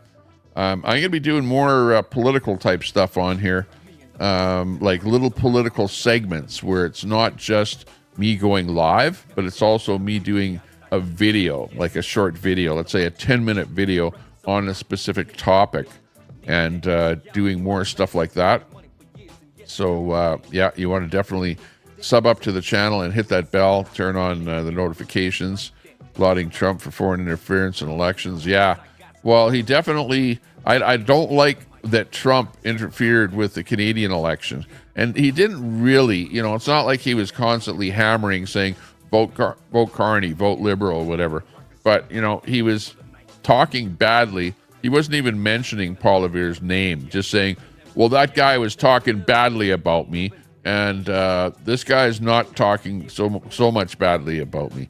So for that reason, Carney is probably a better guy because he doesn't speak as badly about me as the other guy, Poilievre. So, as far as I'm concerned, if you are a world leader, you should not talk badly about any other world leaders. Really, honestly, that would just be my protocol. If it was me, if I was PP running for the Conservative Party in Canada, I would never have spoken negatively about Trump. But the problem is that everyone in Canada looked at Trump as being the bad guy because he put those tariffs up. And they felt that you had to be negative against Trump, right? And you couldn't be positive. How could you be positive about Trump when he put a 25% tariff up against you, right? So, but anyways, apparently PP was said some negative things about Trump, and Trump didn't like that. So PP was in Trump's bad books, our conservative leader here in Canada. So that's why Trump was pro-Carney. But like I say, he was also pro-Carney because of other reasons, because of that money deal, because of the $1 billion money deal for Trump's son-in-law. That $1 billion deal made Carney a real good friend of Trump's. And that's why Trump was, I think, more likely to be positive towards Carney than to Poilievre in Canada. But yeah, Susan, it's hard to say anything. If you were Trump, it doesn't matter what you say, it's going to look as interference. But remember, I think that we had Chinese interference in our election here as well. Like, that for sure, 100% for sure, that there was that. And you had also some Chinese members of the Liberal Party, and there was things that China did to influence some members of Parliament on the Liberal side, which I think was being looked at by the RCMP. There was a bunch of stuff going on, a whole bunch. And you had the Russians that are trying to influence streamers, people, social media people, by, potentially paying them money and stuff like that. There's a whole bunch of stuff going on. And myself, I never got involved in it at all because I was kind of My computer was down, before the election even happened. I couldn't podcast, couldn't do anything. I kind of was like out of action for the election. I was talking about it before then. Kevin K, hey, good to see you. Kevin in the house here. Good podcaster coming in. I forget whether you're from Ottawa or Toronto, but from Ontario. Anyways, Kevin K in here. Sub up to Kevin K. Good friend of ours.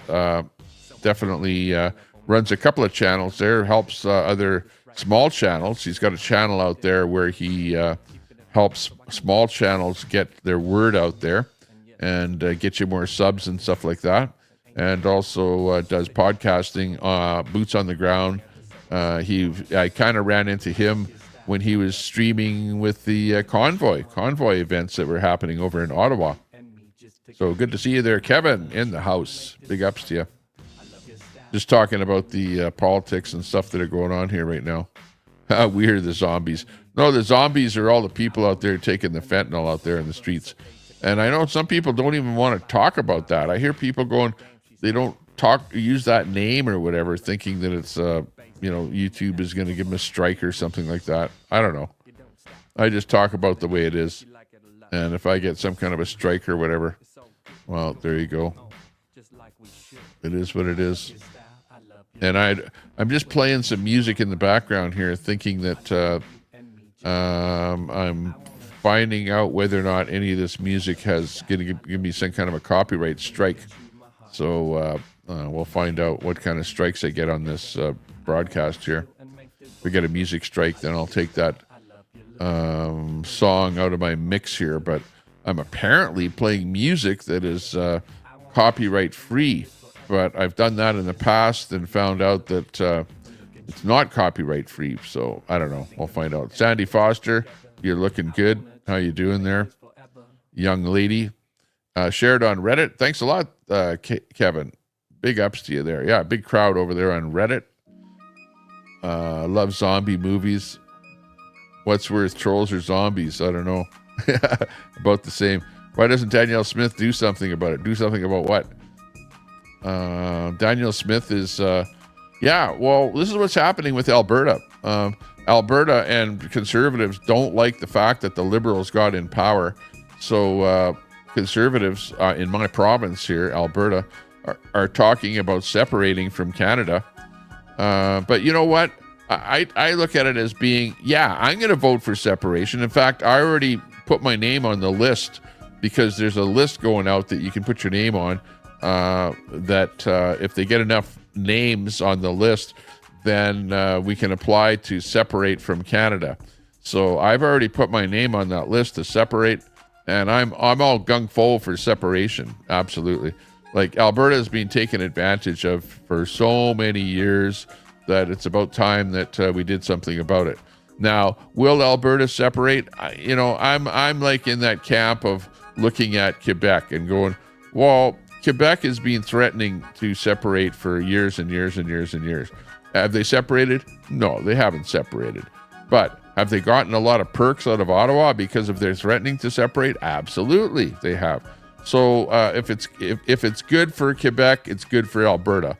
So as far as I'm concerned, you might say we're all those bad guys, they want to separate. No, we're threatening to separate. It's a threat, and Ottawa has to look at what's going on over here, and they better start working with Alberta and not working against Alberta, right? If we have oil and things like that, but unfortunately we've got Carbon Carney, who's like absolutely against oil, just like Trudeau. Trudeau actually said that he wanted the oil sands shut down or phased out, was his exact words. And Carney, I think, probably is the same mindset. He doesn't like oil, but yet his company, Brookfield, invests in coal companies, in oil pipelines, and all kind of stuff like that. So, Carney is kind of a two-faced guy. He's like, on one hand, he's making money off of oil and coal and stuff like that. And on the other hand, he's like, well, we don't want to build any pipelines in Canada, and we want to cap the amount of production of oil and stuff like that. you know. And meanwhile, there's Greta Thunberg who's running around, oh, climate emergency. And meanwhile, she's off the climate emergency now, and now she's going on Palestine protests and stuff like that. You know, she's just a little Antifa operative. That's about it. So anyways, this stuff is like all over the place. Meanwhile, mainstream media has brainwashed everyone into thinking that we're all going to die if you don't stop using your gas car, you know, and you better buy an electric vehicle. Yeah, and in Canada, the law is that you can only manufacture whatever the year is. I don't know what the year is, 2035 or whatever. That you'll only be able to manufacture electric cars, and it's not even a hybrid. Okay, they took the hybrids out of the picture, so you can't manufacture a hybrid type car. It has to be pure electric. So you got to buy only a pure electric car, and you got to get rid of anything that's older, that's gas car, older than the year 2000. So these are the kind of things that we're faced with up here in Canada. You know, think about all of that stuff. And that's all liberal. It's all liberal crap. And you guys fell for it. And you're sticking with it. You know, and what do you think? That's a good thing? I don't think so. I think like Trump, where it's like, get rid of those incentives for those electric vehicles, and you can drive whatever the hell kind of a car it is. If you want a gas car, buy a gas car. You want an electric car, buy an electric car. You want a hybrid car, buy a hybrid car. Don't force anybody into driving anything, okay? Because you think you're doing good for the environment, but at the end of the day, you know, you're also using a lot of things, a lot of lithium and other types of minerals and things like that you have to mine, and you know, it's not as clean as you really think that it is. I think that you need to transition, you know, like in a normal fashion. As oil becomes more expensive all on its own, people are going to want to go, you know what? I don't want to drive a oil or a gas vehicle anymore. It's too expensive. So I'm going to transition over to an electric vehicle. You need it to happen like all on its own. You can't be going in there and forcing people to do stuff, because as soon as you do that, people are going to react and go, no, I don't think that's good. I don't want to do that. And then you end up having people like Trump show up and go, you know what? That was a bad plan. And now we're going to kibosh the whole thing and just get rid of it. And now you can buy whatever you want, and no more incentives for the electric stuff. So we'll see what happens. Robert Sinclair, for F's sakes, Tommy, you have to be a Canadian citizen to vote. More conspiracy theories. Yeah, well, the people that come over, the immigrants that come over to Canada become Canadian citizens, and then they vote. And they vote for the, you know, like I know a guy, there's an Oriental guy at the flea market that I talk to all the time. He came in into Canada when Pierre Elliott Trudeau, who's a liberal, which is Trudeau's father, was in power back in the 1980s or something like that. And, you know, to this day, he still votes liberal because Trudeau was in power when he came into the country, right? So it's like that was his godsend of getting out of China and immigrating to Canada. And when he came to Canada, Trudeau was in power. That's a liberal. So he's to this day voting liberal. And that's the way it works. John in there. Tommy, let out the gulag. Yeah, I got let out of the gulag. Yo-Yo, has the sky fallen in Canada with Carney in? Oh my God. Well, it's still, we're okay. Life is the same in Canada, but there are so many bad things, and I'm pointing out those bad things that are on the books that haven't happened yet, but are going to happen. And I wonder, what exactly is this thing when they make it law, because we know that they want to get rid of all vehicles that are older than 2020. So what's going to happen to my 91 Mustang? Is it going to be sent over to the crusher? Do I have to crush it like as soon as that law comes in? I don't know. We'll see what happens. how do I feel about PP not supporting Alberta separating? Remember, if you are a politician at a federal level, you are all for the cohesion of Canada, keeping Canada together. A federalist, a federal politician, is for keeping Canada together.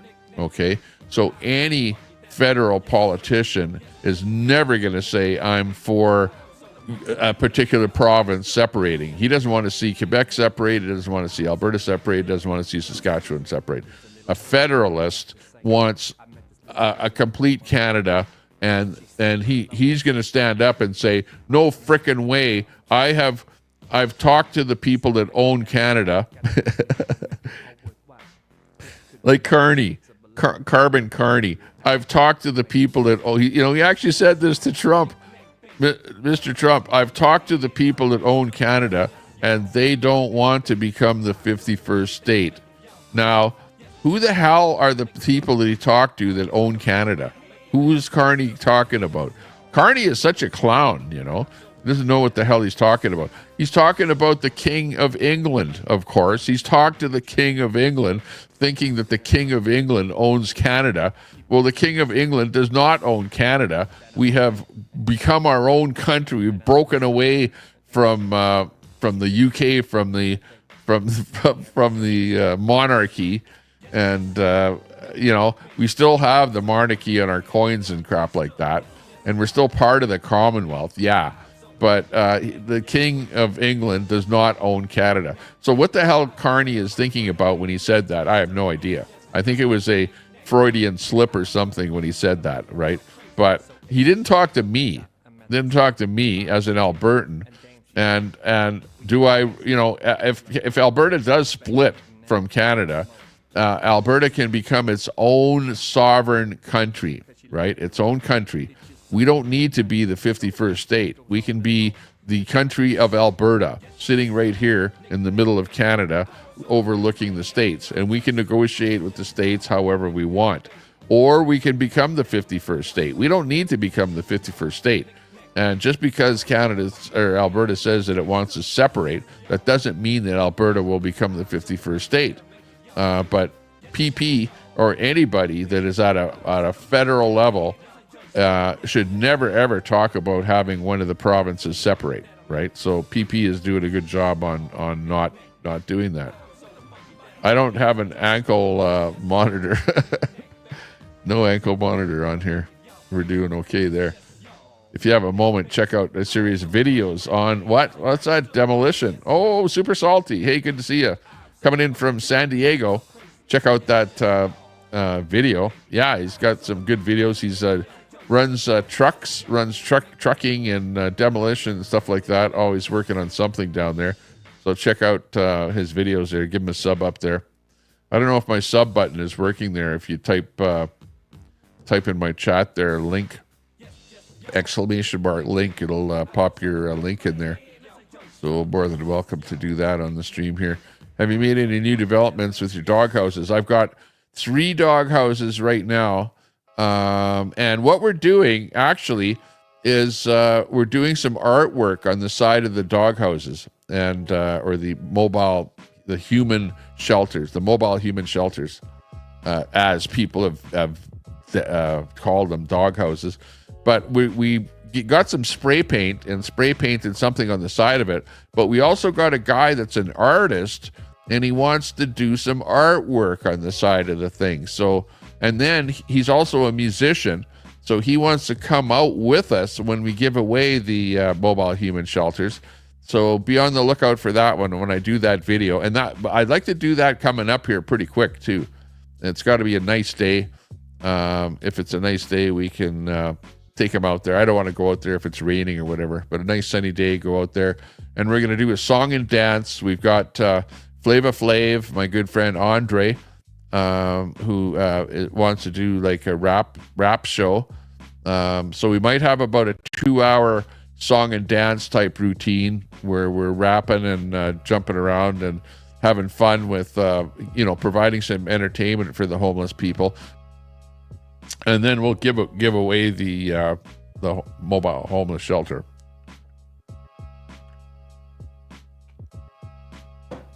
So that's the latest.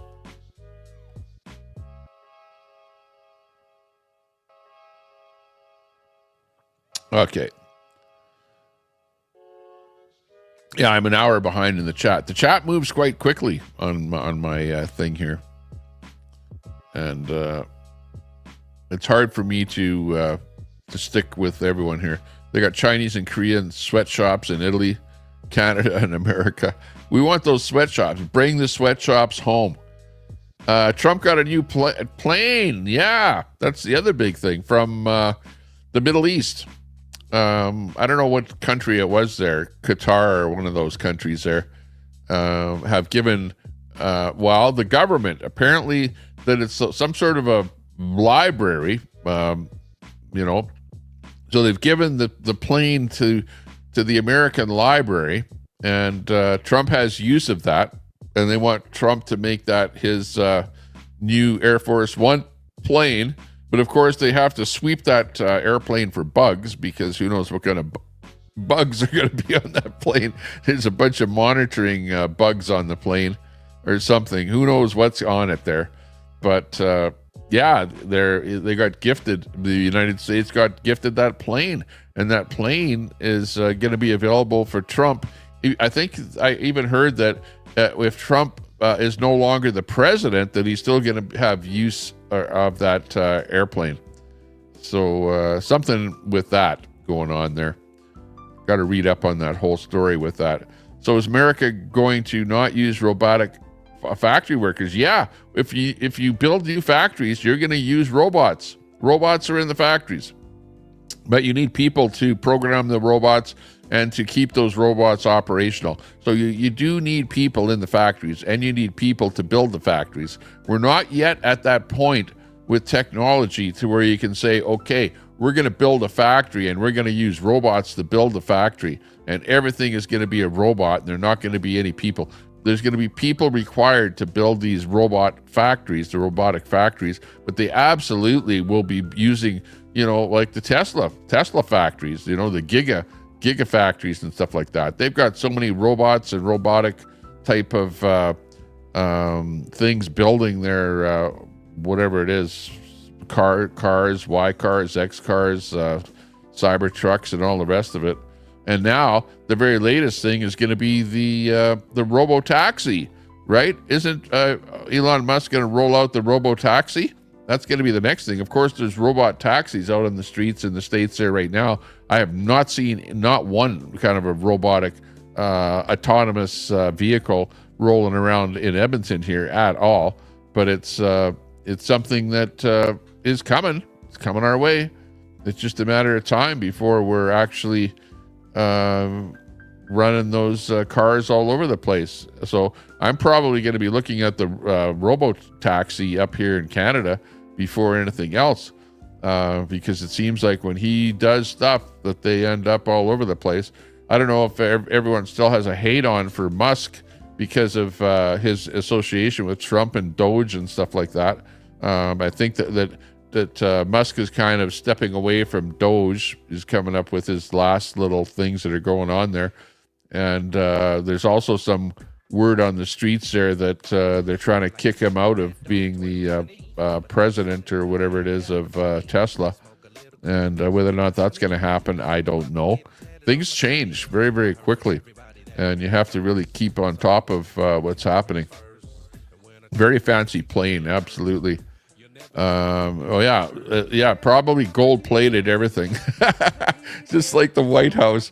Did you see how Trump has gold-plated everything? He's got all these pictures up on the wall that are all got gold frames and stuff like that, and gold all over it. And Trump is even touting all the gold there. And he's like a fan of gold. Gold is like the opulence, right? The upper tier of opulence. With all the gold all over the place. He's probably got a gold toilet over there in the White House there too. I don't know. But that's Trump. And he does that with his buildings too. If you look at the Trump towers and stuff like that, there's gold all over the place there on the signage and whatever.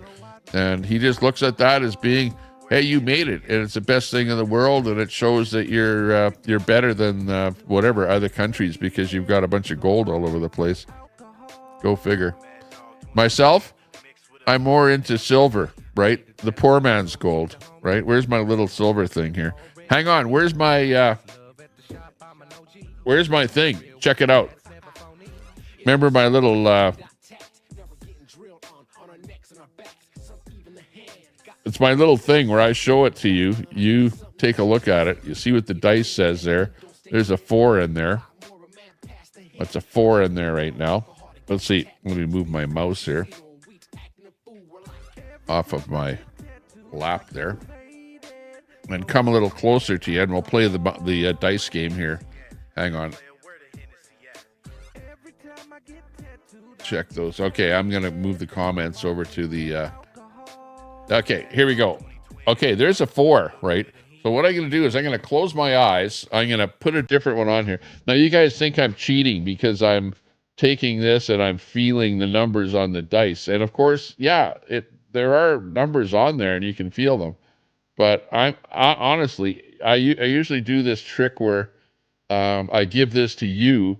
You put it into the container, and then you hand it to me, and then I discover or try and pick whatever it is. You feed the number over to me. But anyways, whatever it is here, I'm closing my eyes. I'm looking down. You see this? I'm not even looking at it. And there's no way that I can figure out what this is in here. Okay, I'm putting the dice in here. And, uh-oh, what was that? Oh, I accidentally pushed the button. Okay, there's the number on the dice. I don't know what it is. I'm going to put the cover on it. Okay.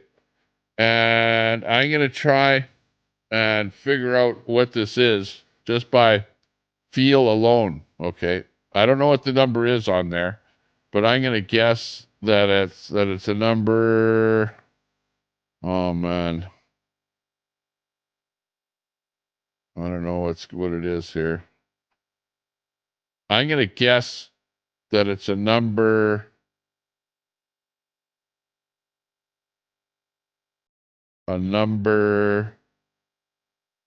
5. I don't know if that's right or not. What is it? It's a number 5. Oh, yeah. Okay. There you go. So we got it. And that's a trick. This is actually the best trick that I think that I have in my repertoire of tricks. This little dice trick here. And I've done this to lots of people all over the place. And I'm actually getting pretty good at guessing what it is here. Happy 420, says Masad. Yeah, exactly. We need a scratch. Oh, 420. Here's my guitar. It's guitar time.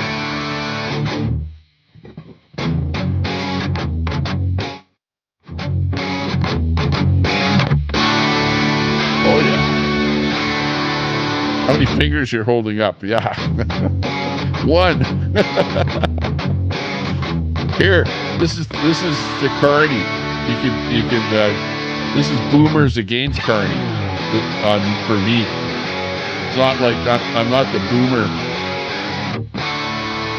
Get rid of that guitar. Yeah, I'm not the boomer, the liberal boomer with the fingers. I'm the conservative boomer with the giving the fingers to Carney, and you can clip that one and post it all over the internet. 12th man off grid, Alaska. I saw you last night over on the Beers and Cheers show there. It was fantastic. I saw you fighting with the boys there.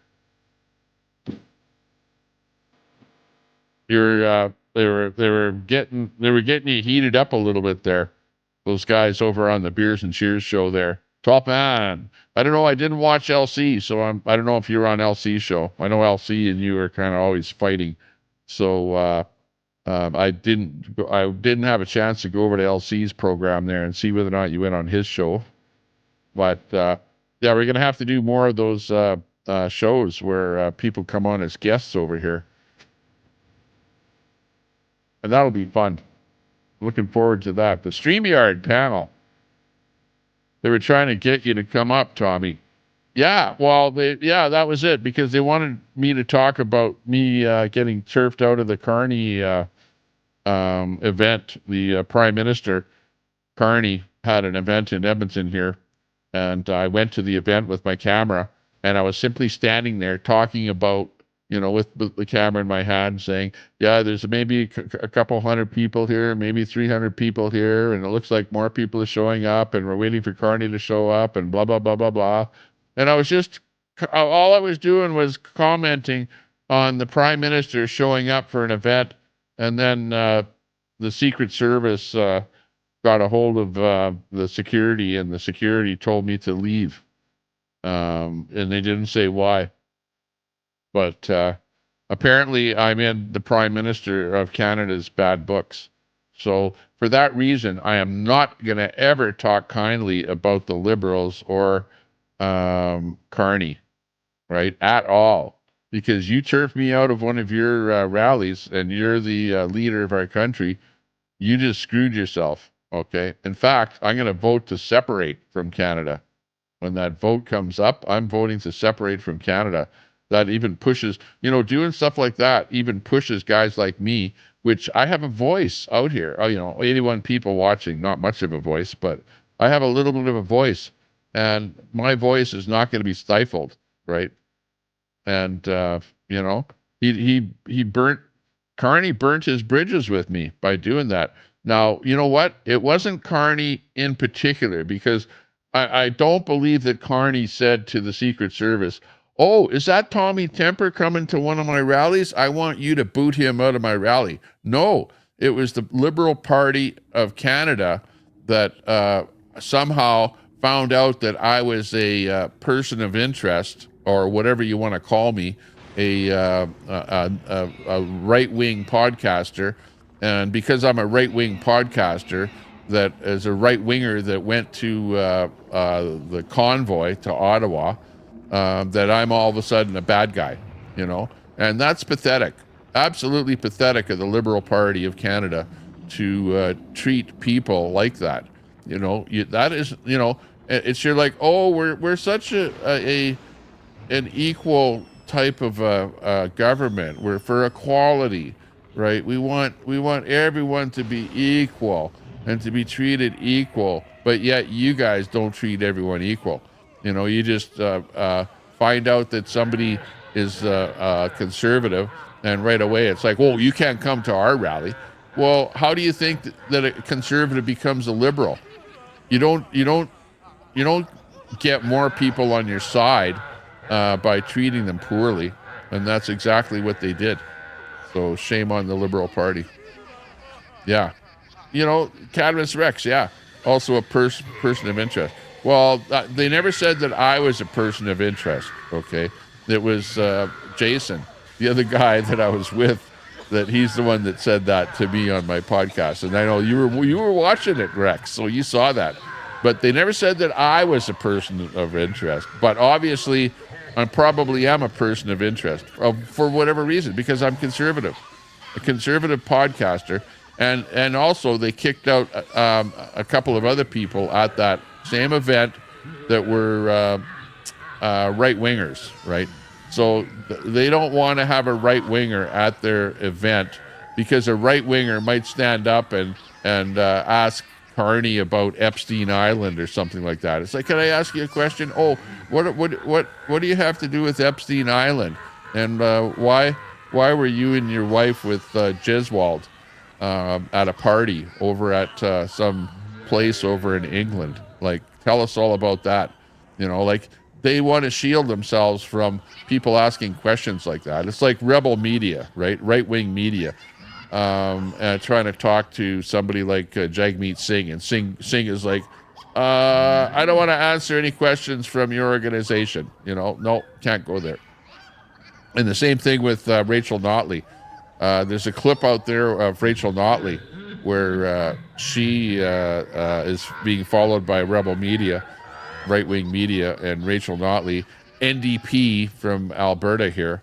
And she's not answering any questions, and then she finally says, you're not real news media, and get away from me, or I'll whatever, charge you with something, harassment or something, stalking, who knows what.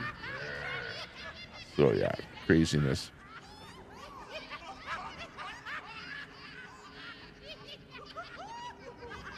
Yeah, a lot of people consider me as a person of interest. They're watching, aren't they? Yeah, exactly. They might be. Yeah. I would guess that the government is watching my podcast right now. Out of the 86 people here, probably CSIS is one of the people watching. They've got an automatic feed that every time I go live, they're automatically watching here. Christina W in the house. Good to see you. Sun Honey Studio in there. Good to see you. Thanks a lot. We got Dory in there, Wizzy, and Nuts Simp, and Carrie in there. Carrie, big ups. Nice to see you. You look some fat. What happened? I look fat? Well, I'm not skinny. I'm not a skinny guy. I'm okay. I'm doing good. We're, been eating well and going out to some restaurants and stuff like that. So, yeah, we're doing good. Looks so long. Yeah, Carney needed time to bug it. Yeah, exactly. It did take a long time. But like I say, it went in twice. I took my computer in once and they didn't get fixed over Memory Express is the company that I took it to. And then I had to take it back again, and then they fixed it. I will have to say that they didn't charge me a lot of money. I think they took at the beginning, they took $150. I think it was something like that, $150. And then when I picked up the computer, they gave me $50 back. So they only charged me $100 to fix the computer. And then it wasn't fixed right. So the second time that it went in, and they actually solved the problem, they didn't charge me any extra. So it only cost me $100 to get the thing fixed. So that was pretty good. But yeah, the Liberals probably did something to it there. I don't know. There's always that possibility. I don't have a scale, so I don't know how much I weigh, but I probably weigh 220 pounds or something like that.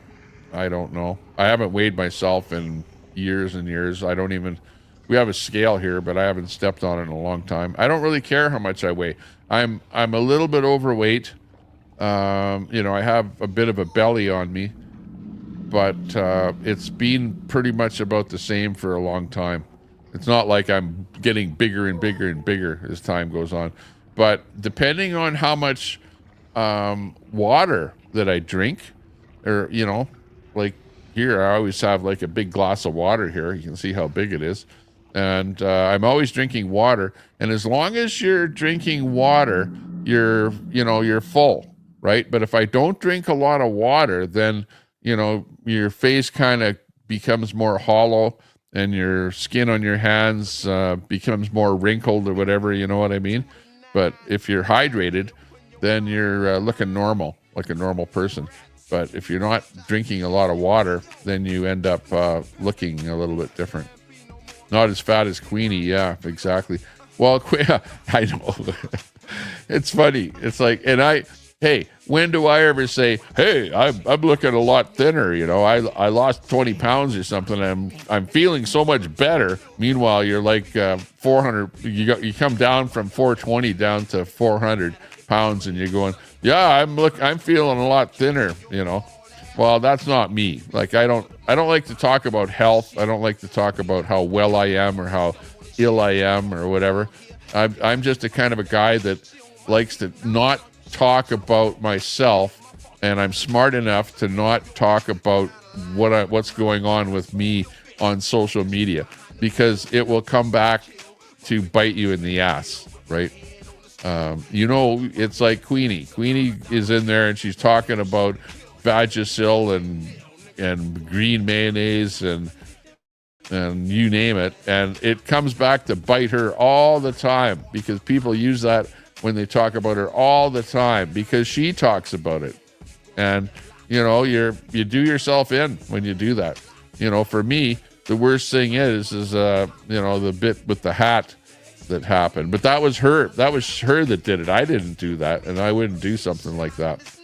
I don't mind saying, and really the gig was supposed to be she's supposed to burn my hat, right? If she didn't like me and we're burning our bridges, well, then set my hat on fire that I gave you, and that would be the gig. But she took it one step further and got her dog to shit on command and put that in the hat and then set it on fire. So she goes overboard with anything that she does. And by the way, sorry to hear that Queenie's brother died just recently. So I'm sorry to hear that happened. And I know that she's grieving over that, and her mother's grieving over that, which I can expect that. And that's sad to hear that happened. Not good, not great. But on the other hand, she has a new grandson. I've heard her speak of her new grandson. So congratulations on being a new grandmother with a new grandson there. So, kudos to Queenie on that. Of course, she's still on the internet and still going on panels and still fighting with people and whatever, all that stuff. And, being trolled. And, what can I say about that? It's just an ongoing thing.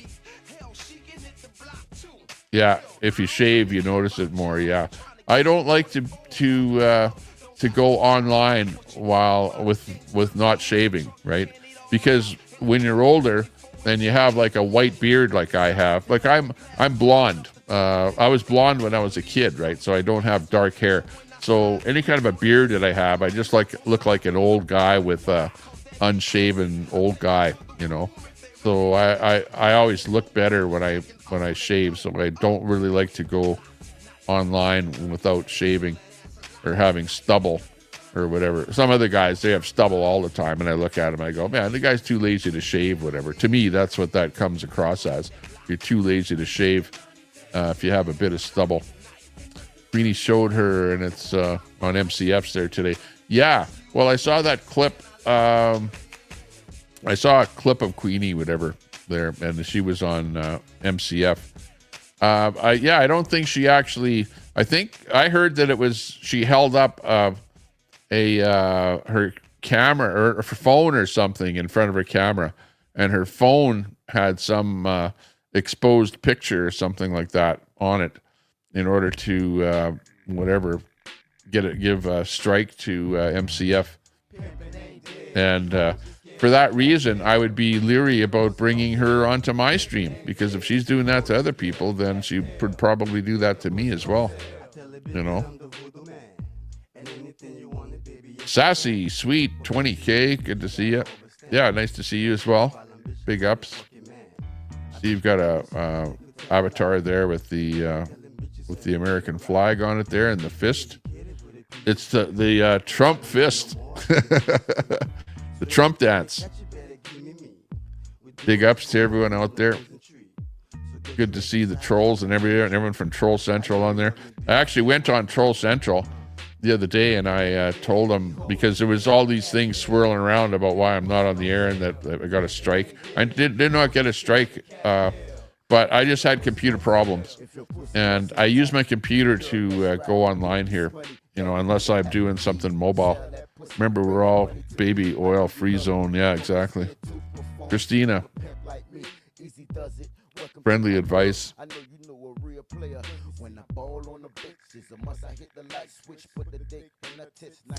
Subscribe to Local Celebrities. We haven't gotten that going yet, but make sure you subscribe up to that channel there.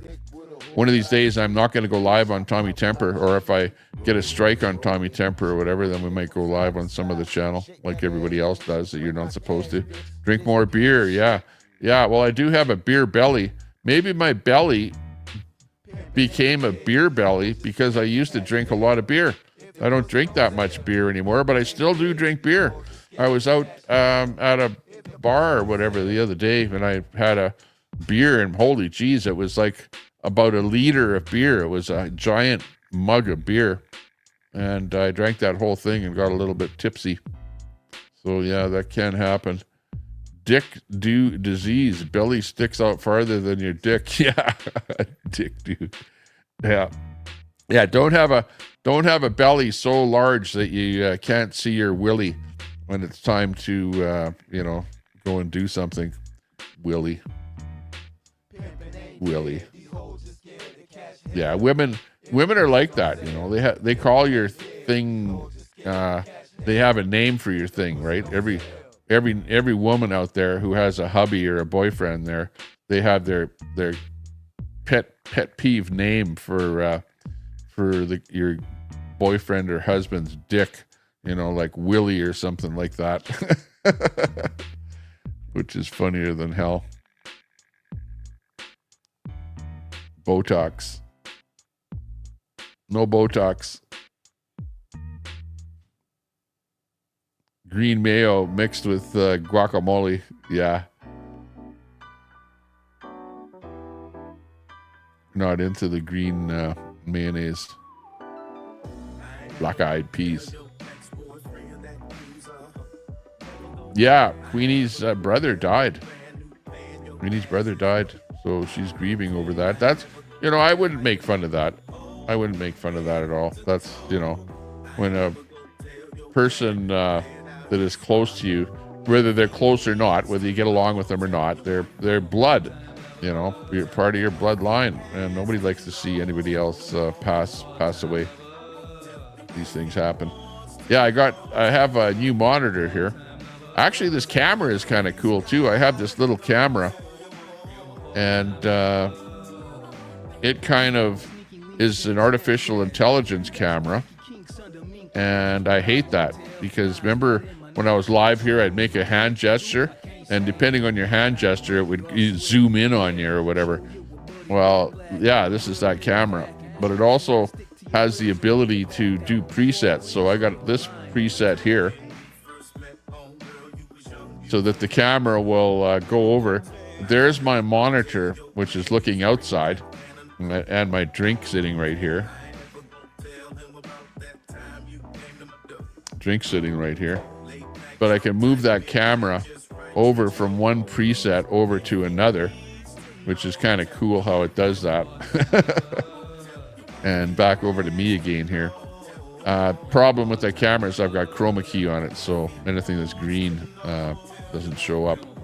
So yeah, I'm sitting here with a green screen behind me is how I do the setup here. Planned Parenthood provides potentially life-saving preventative care to women for little or to no cost. Reproductive health care is important. Yeah, I'm not a pro-life person. I'm a pro do whatever you want to do. Like if you are a woman and you whatever get impregnated improperly or whatever, you should have the right to have an abortion if you need an abortion. Or if you're raped or something like that, you should be able to do what you want to do. I don't. My belief is not like I believe that you shouldn't kill a baby, really. Honestly. But on the other hand, if it's something that, let's say you were going to die because of your pregnancy, and the only way that you would survive was to have an abortion, then in instances like that, it's a good thing. I don't like to see women not being able to do what they want to do with their own bodies, put it that way. Planned Parenthood. So, like I'm not like more of a religious zealot or a religious person that believes like, life is like, let's face it. We kill pigs, we kill chickens, we kill lots of things, whatever, in this world. And we also kill people that are mass murderers or whatever. You know what I mean? So I'm not so sanctimonious to believe that we shouldn't do things. I believe that you should be able to do what you want to do. Especially if you're a woman. I'm not a woman, so I don't really have any. What would you call it? Anything in the game, as And I know some people are going to go, well, Tommy Temper, because of your views, I'm going to unsub from you or whatever. And I know people have said that. And same thing with the LGBTQ community. I'm not against what people want to do. Do what you want to do. Just don't flaunt it in my face. Like I don't want to be seeing, rainbows every freaking day. You know what I mean? Like do what you want to do and leave me out of it. If I'm not part of that community, or if I'm not interested in that, hey, just don't flaunt it in front of me. And as far as my kids, if my kids are straight, don't try and influence them to be not straight. You know, that's all I want. And then we're good on that. And like I say, I don't so far on this, today I haven't really talked about anything like that. But I don't like to talk about religion. I don't like to talk about sex. I don't like to talk about what? Well, I'll talk about politics. Politics would be another one, but we will talk about politics. It's a good thing. Hey, that looked pretty good. Whatever you were cooking up there yesterday was, I don't know whether it was some meat. You had some steak or something on the grill and stuff like that. Looked pretty good there yesterday. And we got Ron Volts in the chat. Good to see Ron Volts in there. We got Mater97 in there. Good to see you. We got Pat in there. Hey, Pat. Good to see you. Pat, you're kind of on a lot of panels there. Saw you over on MCF there the other day when we were on there. Good to see you in the chat. Pat Felfie in there. A big StreamYard panelist out there. What's that? What is that? Another alt in there. Good to see another alt. I don't know who you are or whether you're another alt. Well, obviously you're an alt of somebody else, and who you are an alt of, I don't know. Do you have a belly button piercing? No, I don't. I don't have any piercings, and I don't have any tattoos. I'm like pure as the driven snow. Honestly, the only thing that would make me pure is if I was a virgin, you know. But I'm sort of a virgin. I'm about as close to a virgin as you can get, right? Having no piercings and no tattoos. But short of that, nah, I fail on the actual, term of virginity. I would fail on that one. G's husband beat her? What? Beating her? Oh no. I never heard about that. That's a rumor. Brenda Bridge in the house. Brenda, how you doing? Who's another alt though? She has a black eye? What? I saw her video. The other video where she did, but it was was it a Mother's Day thing or something? Yeah, on Mother's Day she had a video running there. But it was just a picture with some music or something going on there. So I don't know what's going on there. Pooh Scissors. Not an old guy, by the way. He reminisces about drinking 15-cent beers. Where is that thing? I my whole studio is all completely changed around here.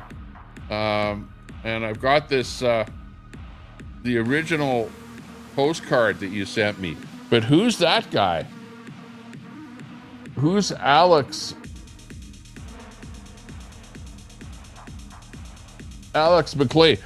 This is a postcard, or not a postcard, a Christmas card that Pooh sent me, and he puts on the side of it there, Alex McClay, 298 Danforth Avenue, Toronto, Ontario. Is that an actual address? Somebody should punch that in, see if that's an actual address.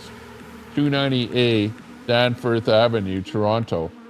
But anyways, you put that on here, but as we discovered, the actual postmark thing here, this number here, shows that it was actually mailed in Edmonton. So you did not mail this Christmas card. Didn't come from that guy. So who the hell is that guy? And what's his name doing on that card? Pooh Scissors. There's a question that needs answering. Anyways, we still have that postcard from Pooh Scissors there that Brett is bitching about still. Where is Brett? What happened to old Brett? Brett! Where is Brett? Haven't seen Brett around for a long time. And maybe he's out there with his hammer, hammering some guy's deck or something like that. Making some dough. Last night in LC's. I didn't make it to LC's. I was on Beers and Cheers in the chat over on Beers and Cheers, but I never made it over to LC's. It was getting too late at night by then, and whatever. I think I fell asleep in front of the computer or something here. Who's that? C4T4. Like cat attack? Cat attack? Big Basco? Who's that? Cat Rex. Is that a troll of yours there? G goes in LCs all the time. Really? No way. I thought G was more of a fan of Troll Central than I know that Troll Central is kind of negative to LC. What does my wife call my Woody? She doesn't really. She doesn't. But I have had other girlfriends in the past that had names. But my wife doesn't really have a name. But I know that women do that, though. Freddie the Fly. I know a guy who calls his wiener Mr. Wiggles. Mr. Wiggles. Ask Mo. Too much fast food. Yeah, exactly. I'm not eating too much fast food, but I'm eating lots of restaurant food. We're going to different restaurants. I try and find new restaurants that I haven't been to before and try out different food from different places. We were at a place there last night called the Golden Dragon, and it was actually pretty good food there. Nice Chinese food. I had like a big bowl of, it was kind of a soup bowl with angel hair noodles and some little pieces of beef in there, and there was some Chinese vegetables, and actually it was pretty good. Not bad at all. What's that? Spreading rumors about G there. I don't know. Where is G? And then we can find out about that. Herman the Tosser coming in from the UK. Good to see you. Big ups to you. Herman the Tosser in the house. How's things over in the UK? Hopefully things are going well. Not being taken over too much over there. That life is pretty much the way it used to be. Tell you, if I lived in the UK, I'd have a metal detector out there trying to find some ancient Roman coins or something there, hate from the Hadrian Emperor or something. I think that's where you might find some Hadrian coins there near the Hadrian Wall or something. Mo questioned whether it was a clone in the chat or not. Didn't mention anyone on panel. Nice try, says Edward. Yeah, which alt is that? That Cat Rex alt or someone there. Cat Rex has a friend there in alt. Freddie says Queenie went to Foxman's house and left a nasty bloody napkin in his trash. I remember that. And Foxy, he has like a pair of whatever, like giant tweezers or salad tong or so, whatever you call it. And he picks up the napkin and he shows it on the camera. Oh my God. It's like the stuff that people do on social media for a laugh. Unbelievable. Well, I don't think he did that as a laugh when Foxy did that. I think he did it just to show. It was like look at how gross this is, like look at what Queenie left for me when she left. It was like that kind of a thing. Yeah, exactly. Where is Abbott? Yeah, not good to talk about people. Some people don't like that, They go, you can't talk about other people in the chat unless they're here to defend themselves, right? And I'm kind of, I don't really care what you talk about. I never really cared whether you talk about other people. But on the other hand, it's not good to demean other people or to say things about them when they're not here to defend themselves. So the rumor is that her husband punched her and gave her a black eye. Is that the rumor? That's what I'm hearing in the chat. So I don't know if that's true or not. But G is going to be coming back at me and going, Tommy Temper, what are you doing spreading rumors about me? Like, come on. I don't want to spread any rumors about anyone. Pat Falfier, good friend of 12th Man in there. Bullets. Oh, bullets. That's what it is. Yeah. Really, bullets. I've heard you've been coming up with cloning people lately. And, obviously once you clone somebody, then you're going to say some rumors about somebody else or something now that you're coming in as a clone with somebody. So there you go. Yeah, hope everyone had a happy Mother's Day. Happy Mother's Day to everyone out there. Missed out on saying that to everyone. So there you go. Yeah, I'm going Amish all the way. Gonna have to give up my. They're gonna crush when they make cars older than 2000. They're gonna crush my '91 Mustang, and I'll have to be getting a horse and a carriage and going Amish. I think it's the only way to do it. Next one to donate 1488 levels up in the chat. Yeah, exactly. Yeah, we don't mind the odd super chat. Freddy the Fly, you should call yourself Tommy Two-Tone. Exactly.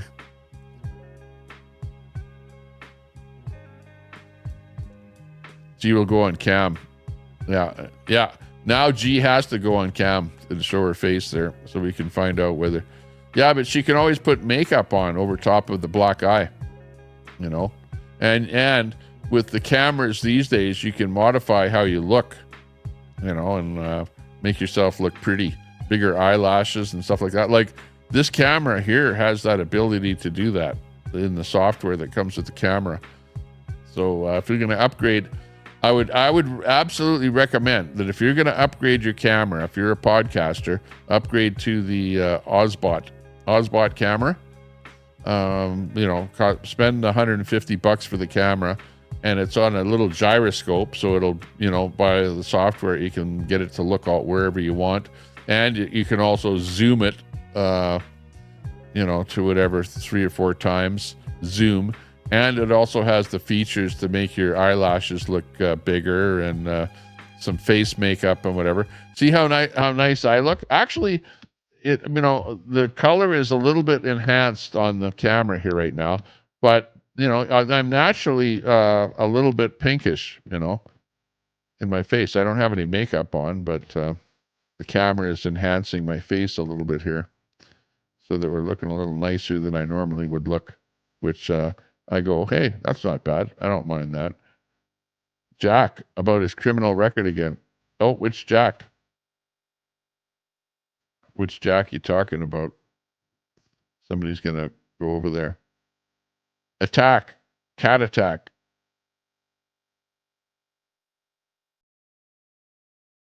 Oh, Botox Abbott. Is that the real Abbott? I didn't get a black eye on my face. It's just falling off because of the Botox. Yeah, well, that's a fake G. Yeah, I don't know why people always do that. Shout out to Weird Al. Yeah, Weird Al Yankovic. What's one of my favorite songs of his? The Fat song. The Put It on a Fork and Eat It. Let's go. Oh, it's Tim Moriarty. I used to watch that TV show with the Moriarty. Used to be a black and white kind of a, I don't know what was it. It was a Chinese detective or something.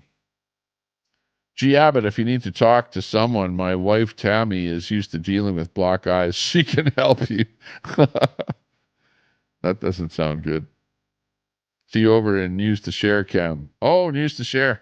Yeah, he was live today. I was I saw that. I didn't know what he was at. Probably at some kind of a Palestinian protest or something like that. I don't know what News to Share is up to. Doing something. Chuck roasted delicious. Oh yeah. And also that bone sitting outside there was pretty good too. What's left of it? See that bone right there? Right there. That's a big bone, and that's a rib, and that meat on that thing. Oh, it was so tender and so good. Man, that was great. I love that. My family gave me an awesome Mother's Day. So grateful, says Pat. Good for you, Pat. Glad to hear that. Big ups to you. Have you seen the Coke video that's gone viral? Starmer, Macro, Neck. No, I haven't seen that one. Mitch Media. Hey, good to see you. Oh, look at you got a new logo on there too. Looking cool. Looking good. Should have a different color though, so that the Mitch Media stands out more over top of that green. But otherwise, nice change. Mitch Media in there. I haven't seen that one though. I'll have to watch for it. The last one that I saw was thinkings of that and how weird it might be is that one from Jaguar. Remember the video that Jaguar put out with their new electric Jaguar? Well, it didn't even have the car in the video. It was just a whole bunch of, LGBTQ people, dancing around and whatever. And then the car actually came out and it was like, oh man, you guys crazy. What the hell happened to Jaguar? They came out with, it must have been the same company that influenced the look of the car that came up with that advertising campaign. It's like crazy. You are Tim. The real Tim. Awesome, Pat. Yeah, Pat had a good Mother's Day. That's good. Moriarty.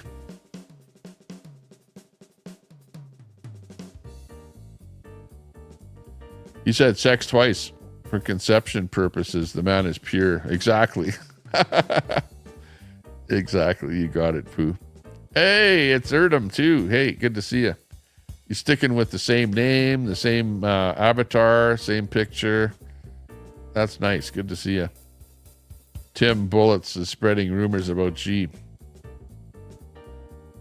Well, we don't know. That's Bullets. Who?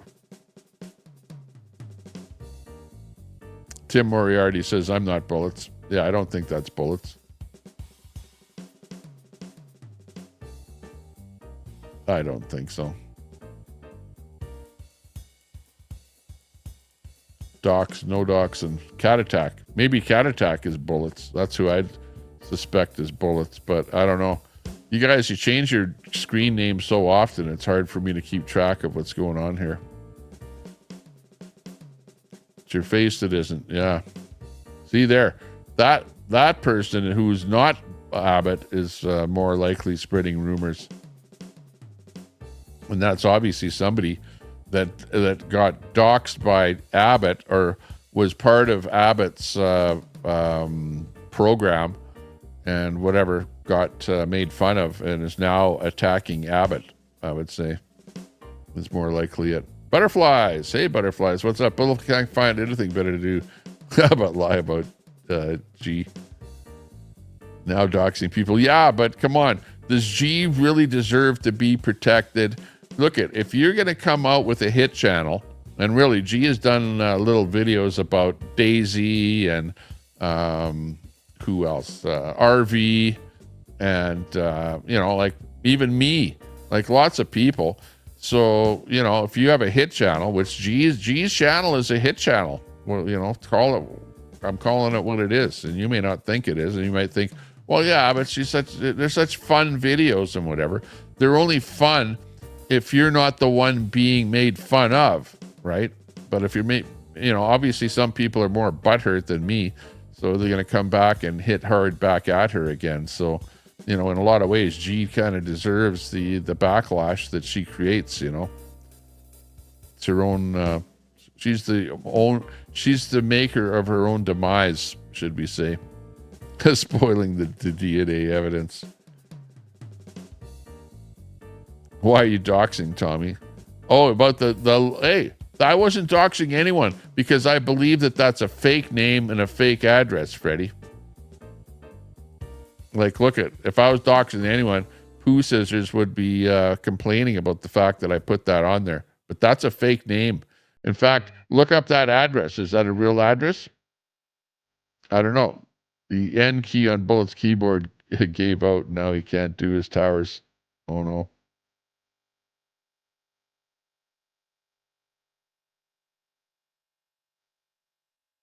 Oh, yeah. I've been watching Elm and getting on panels and stuff like that at nighttime there. I saw Elm on a panel there the other night. So, yeah, she's getting around there. Sup, fools? Hey, good to see you. Yeah, we're back. We're back after a couple of week hiatus. We're back for a quick test of my program and my software and whatever here. I still have lots of stuff to set up, and I just got just enough going here to be able to get my camera on and get, a couple of cameras set up here and get my chroma key set up. And, I don't really even, all I can do is do a cut or a fade or whatever. And I don't have the other functions on very little functionality here. I can fade to black come back again and do some stuff like that. Why do I allow Bullets in here? I don't even know who Bullets is. Bullets is in another name here now. And hey, if there's a mod out there that doesn't like Bullets, then give them a timeout or whatever. Boy Abbott, that might be Bullets. I should have kept this face instead of getting Botox. See, maybe that's Bullets. Boy Abbott could be. Drama never ends. Yeah, there's always drama out there. It's like I can have a show entitled it Politics, and drama takes over, right? And we're off of politics and onto drama. Mr. G, breast made me happy, says Boy Abbott. Did you tell us why you got arrested yet? No, I'm not telling anybody why I got arrested. I can't talk about it. I've been advised by my lawyer to not put anything on social media until this thing, until, like my side of it ends up going to actual court and having it dealt with in court. That I don't want to spoil any court case with any frivolous information or crap like that. You guys, you hear it all the time, where somebody gets asked a question and they go, well, it's in litigation, so I can't talk about it. So that's where we're at with it. I've been advised by my lawyer not to talk about it. Al's Gerbil Farm in there, still in there. Wow. With the same with the same name and avatar. Free pinkies with all orders over 40 pounds. It's a mystery. Brenda Bridge.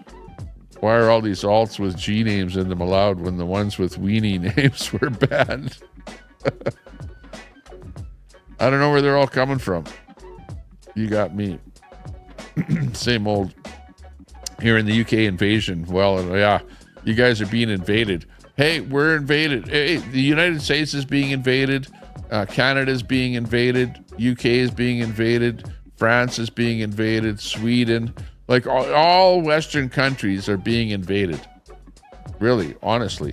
It's like they don't need to come here. Really. Are they in such bad shape over in their countries that they really all need to pile into our countries? It's like there's something more nefarious going on here that we need to talk about, which we can't talk about because, like I'll be labeled a misogynist, racist, whatever, and get thrown in jail like Tommy over in the UK there. Weather is nice, Tommy, but unbearable politics. Yeah, exactly. What's going on with all these liberals taking over? The liberals have taken over Canada again. We had an election here and the conservatives couldn't pull it off. Over in Australia, right? They had an election and they're going liberal over there too. The only people that are smart enough to go a little bit more right wing are the Americans, right? You guys are lucky that you got a right wing government in there. A little bit of common sense has actually come into your country. Heard that China folded to Trump. While Trump has put up 30% tariffs, and I think that China has 10% tariffs is the last numbers that I saw. I don't know if that's accurate. Trump dismisses the controversy over the Qatari deal with the super airplane there. I don't know what that airplane is. Is that a 747? Any gift given by a foreign government is always accepted in full compliance with all applicable laws, says the American government. And Trump dismisses any controversy over that Qatar deal. The plane has spoken. As historic visit. Trump embarks on a Middle East trip. Trump is going to go to the Middle East now, so we'll see what he has to say once he gets over there. Silver Dragon in Calgary is primo, says Susan Knox. Oh, you're in Calgary? I didn't know that you're in Calgary. Susan Knox. I didn't know where you were, actually. There's a lot of people, that I know for a long time on the internet, but I don't really know where you live, even whether you're Canadian or American. And didn't you donate, was it you, Susan, that donated some money to Telescope for laptop or a subscription to StreamYard or something like that? I thought it was you that did that. I don't know if it was, but coming back. How is the handicapped harem? BBC and barbecue bullets. Queenie lifetime discount at Tim Hortons. Man, she's on her car there all the time. You know what? I make my own coffee. This is what I do. I have some, you can buy this stuff. It's like a creamer, but it's silk. It's a silk brand. So it's like a soy boy creamer, but it comes in a pretty big container, you know, like a I don't know whether it's a 1 liter container or something like that. But I buy that stuff. I just bought it for the first time. And then I make instant coffee with 2 scoops of instant coffee, or 2 teaspoons, I should say, in my mug. This mug about this big. And 2 teaspoons of instant coffee.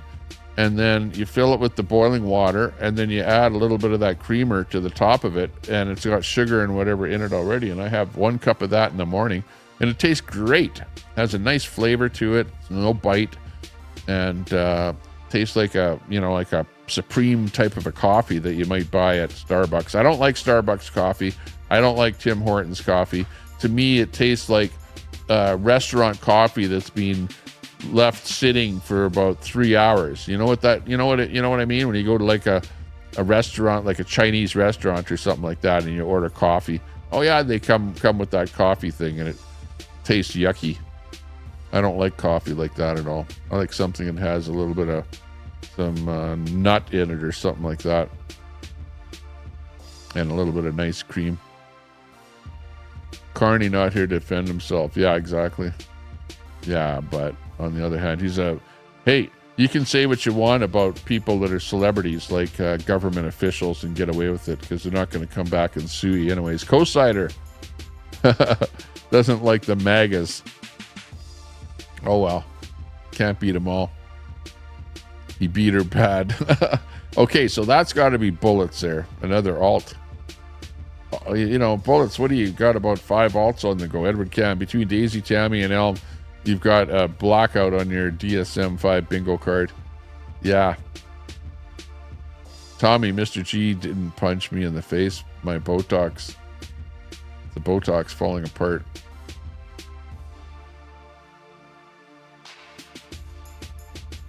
Oh, really? Bullets cloned Edward Cam and used to share. Oh, my.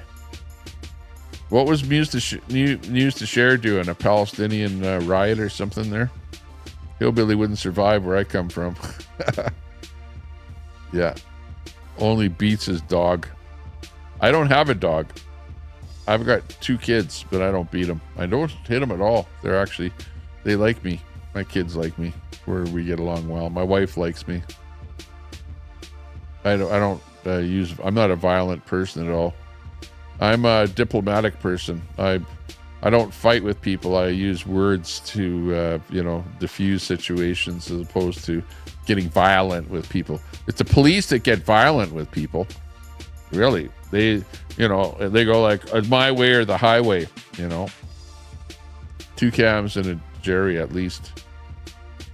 Mo says, you're not allowed to talk about bread and Queenie, according to Tommy. Everyone else is free game. Yeah. Well, I can talk about them though. Portugal. Hey, is that where where they came to Oak Island from Portugal to hide the gold and stuff like that? Bullets uses the hard R and N word, yeah, for shock value. Yeah, those words aren't in my vocabulary. Like I never really. I got the magpie on my shoulder here. Hey, magpie, how you doing? What are you up to? Not much. I'm getting out of here. Yeah, I'm pretty busy. I'm a busybody, flying around the whole neighborhood. TT assisting spreading of the rumor. Yeah. I'm not trying to spread any rumor. I just talked about what I'm seeing in the chat. And I don't know. No black eye. Okay. Don't be ridiculous. Well, hey, the only way she should come on live and show her face and go what she likes to put on some other face or something instead of showing her own face. Rarely do I see her face. She's just into doing those artificial intelligence videos these days and making fun of other people. Half-wit embarrassments that deserve what they get. They're doing... Well, you know what? The MAGA crowd is doing a good job in the States there. Trump is getting something on the go there. It's a palace in the sky. Qatar reportedly gifting Trump that luxury palace in the sky airplane is what it's called. So Trump is lucky that he's getting... Look at, for all that he's doing there, you think he's doing bad to other countries? Why would Qatar be gifting Trump that airplane? There's got to be something, some ulterior motive to Qatar doing that. What's that motive? What's going on with that? I don't know. There'll be memes about that plane. We will find out about it. On my next time I go live there, we'll find out about that airplane. It's full of bugs. They want to find out what Trump is up to. Everyone in LCC the black eye.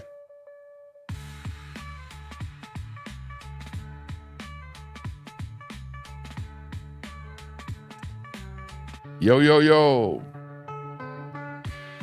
KMC 85. Quite hilarious that TC people are feigning outrage over rumors when that's all they do on channels and on Troll Central. The old do as I say, not as I do BS. Yeah, well, I was on Troll Central. Oh, yeah, that's right. Yeah, that's what I was going to say. Or maybe I did a little bit. But I was over on Troll Central, and I just happened to see them there that somebody was talking about me, saying that I probably got a strike or something like that, and that's why I'm not on. But I had to dispel that rumor and tell you that my computer was at the repair shop, and that's why I wasn't on. It was a real thing. And it came back to me, and it wasn't fixed, so it went back, and then they fixed it right this time. So it's working perfect here now. I've got nice audio. Diddy Trump pedo rapist, oh my. And the computer is working really good here. This is my first time using it, so it's kind of a test. I was going to label the title of the thing just test stream or something like that. There's Hope and Help Us National Domestic Violence Hotline. Yeah, there you go. There's the hotline for G. Get on that right now. Son Honey, good to see you there. How's your buddy? Oh boy. Wolf doing there? How's Wolf doing these days?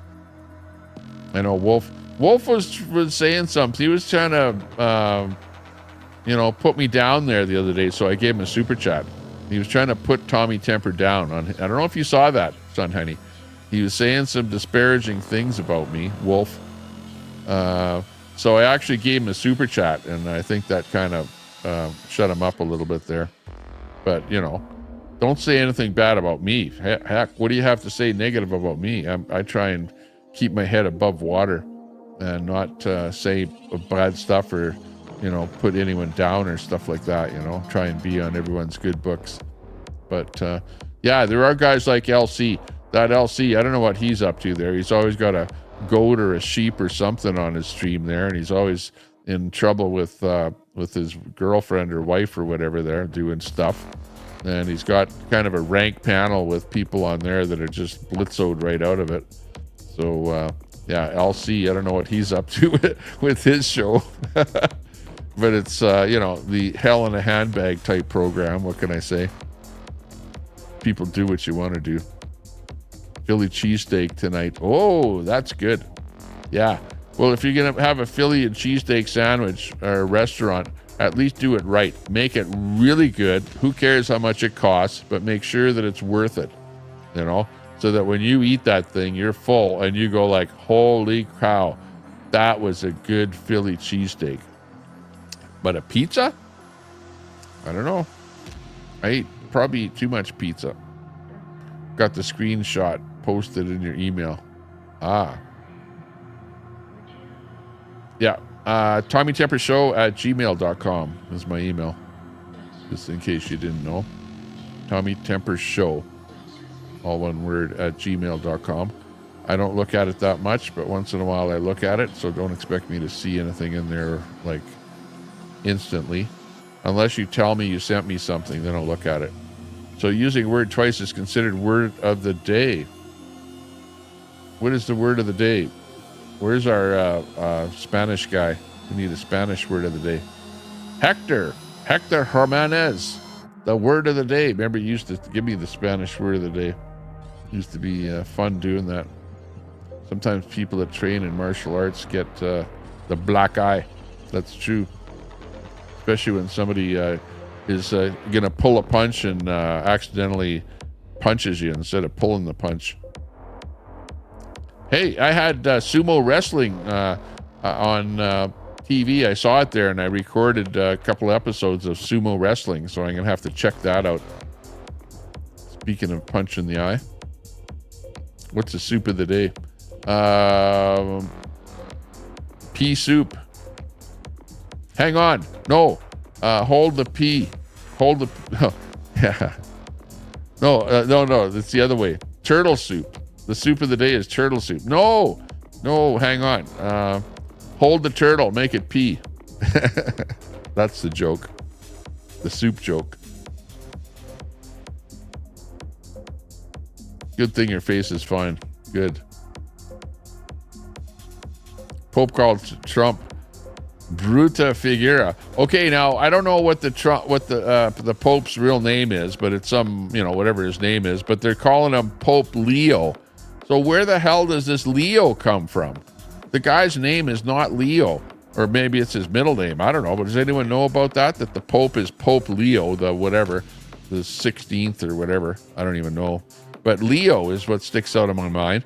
But in his actual real name, his name is not Leo. So, is this something to do with genderisms where you just make stuff up just on the go, and let it fly? What is this Pope Leo stuff all about? And he's American, too, on top of it. He's not,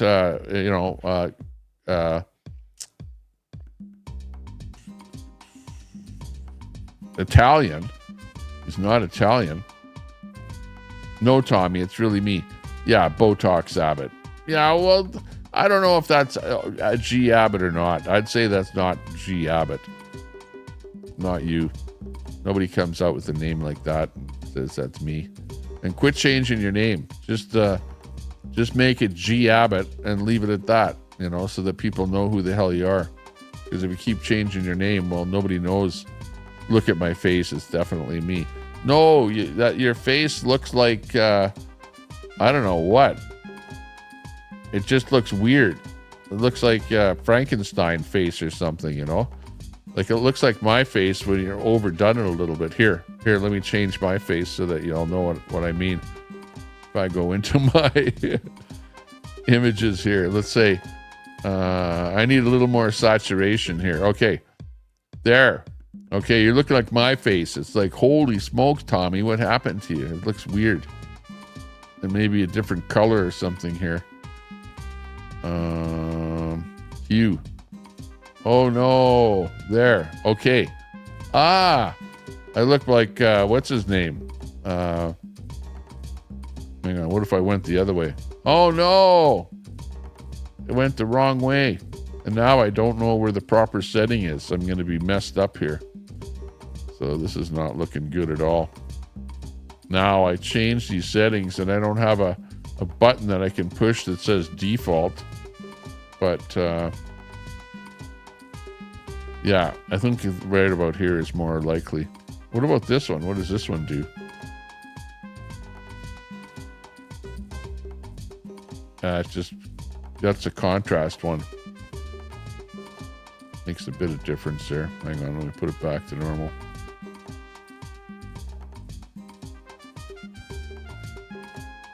There. I think I'm back to normal.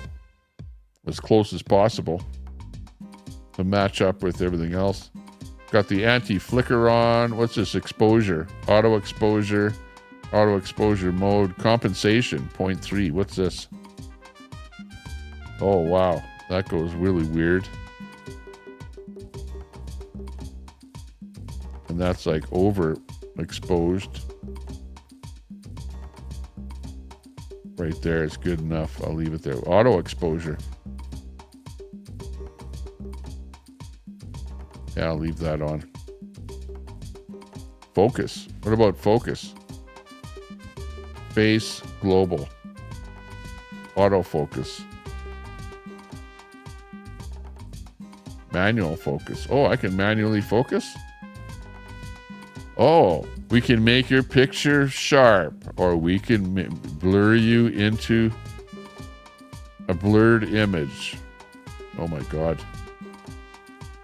And then I got autofocus. I'll just leave it on auto. HDR. I don't know what difference HDR makes there. I can barely notice the difference. HDR. What is HDR anyway? More. Hang on. There's another button. More. Sleep background. What does that mean? Sleep background. And there's some pluses in here. Oh no. Cancel that. What's a sleep background? Gesture control. I don't even want to touch that audio. I'm not using that mic. Noise reduction. Weak. Medium. Strong. Well, there's not much noise to get rid of, so I'll leave it on weak. Auto gain. Does it make any difference? Radio distance. What the heck is that? Radio distance. Far.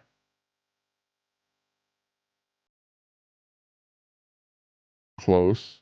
Mirror image. Oh, I can mirror my image. Let's see what happens. Oh. It changed me around. I'm in a mirror image of me here, but I'm over here now. There, I'm back again. What? That's kind of strange. Okay. Anyways, quit playing around with that. We're back to normal again here now. Yeah, like I say, because I had my computer, I had to go right from ground up, starting it up, getting everything all set up here and whatever. Looked that I eat in jail. I didn't go to jail. Didn't go to jail. Never made it that far. Got released. Go on panel G. Yeah, exactly. No, I never actually went to jail through peanuts. So it didn't get that far. You'll be glad to know. Hey, it's our good friend, Patriots Lab Uncensored. Hey, good to see you. There's a good Trump supporter, Trump patriot. I bet you like what Trump is doing there, where he's got those tariffs on the go, trying to bring the jobs back and trying to do a good deed for the country. You know, Trump is trying to do his best. Like a lot of you, are Trump haters in here.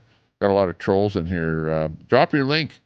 I don't know if that's still set up. If people can drop a link in there, type !link there, Patriots Lab, so that people can sub up to you. But good to see you.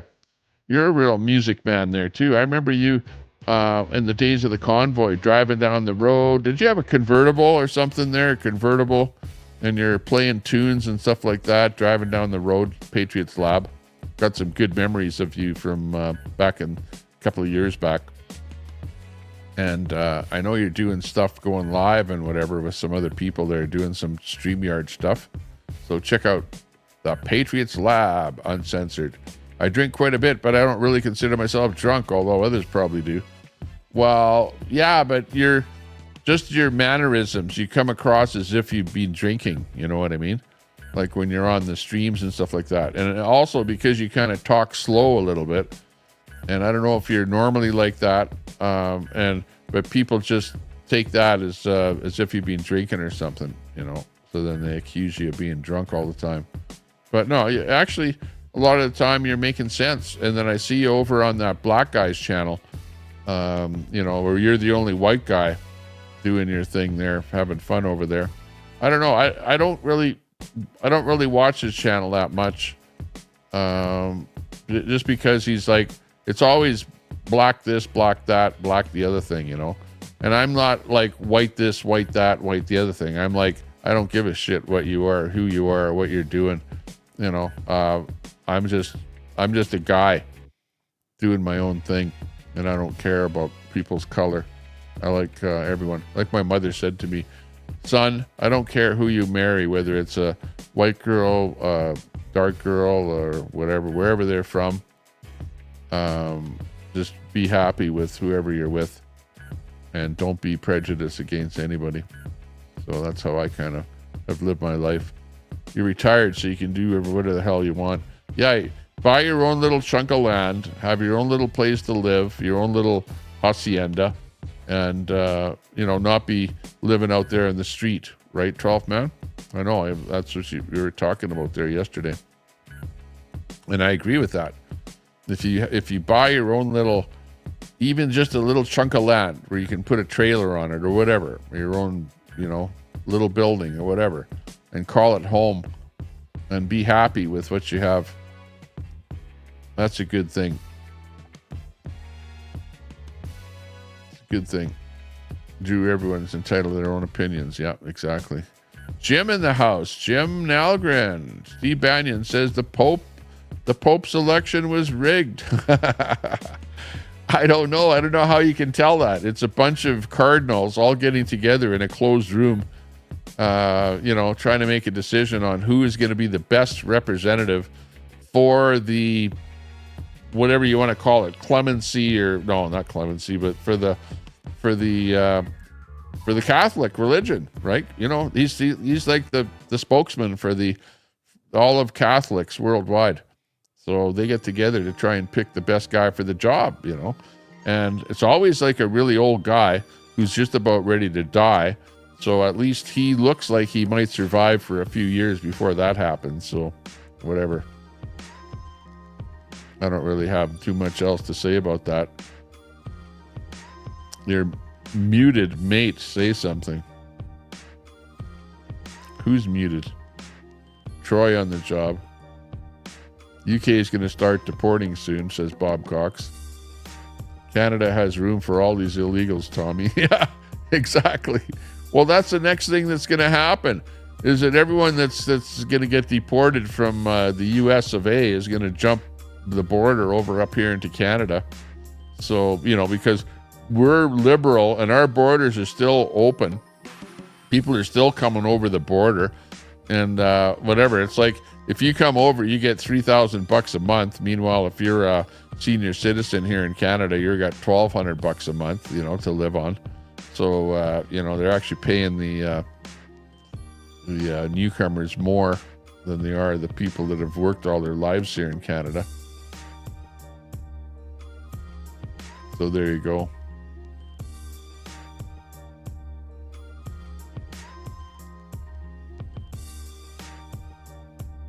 Mouth of the South. There. Hey, Mouth of the South, how you doing? It's Leo. Leo in the house, talking about house arrest. I'm not on house arrest, but I think Leo, Mouth of the South, might still be on house arrest. And what's happening with the car parts industry there? Oh my God, Trump is just decimating stuff here. They're not going to build any cars in Canada anymore. Move all the plants to the States. Move all the parts suppliers that are making those car parts. They're trying to get them to move all to the States. We're being decimated up here in Canada there, Mouth of the South. I hope it's not going to affect your job, like, I know you're out there working hard, either at home or working. But good to see you in there.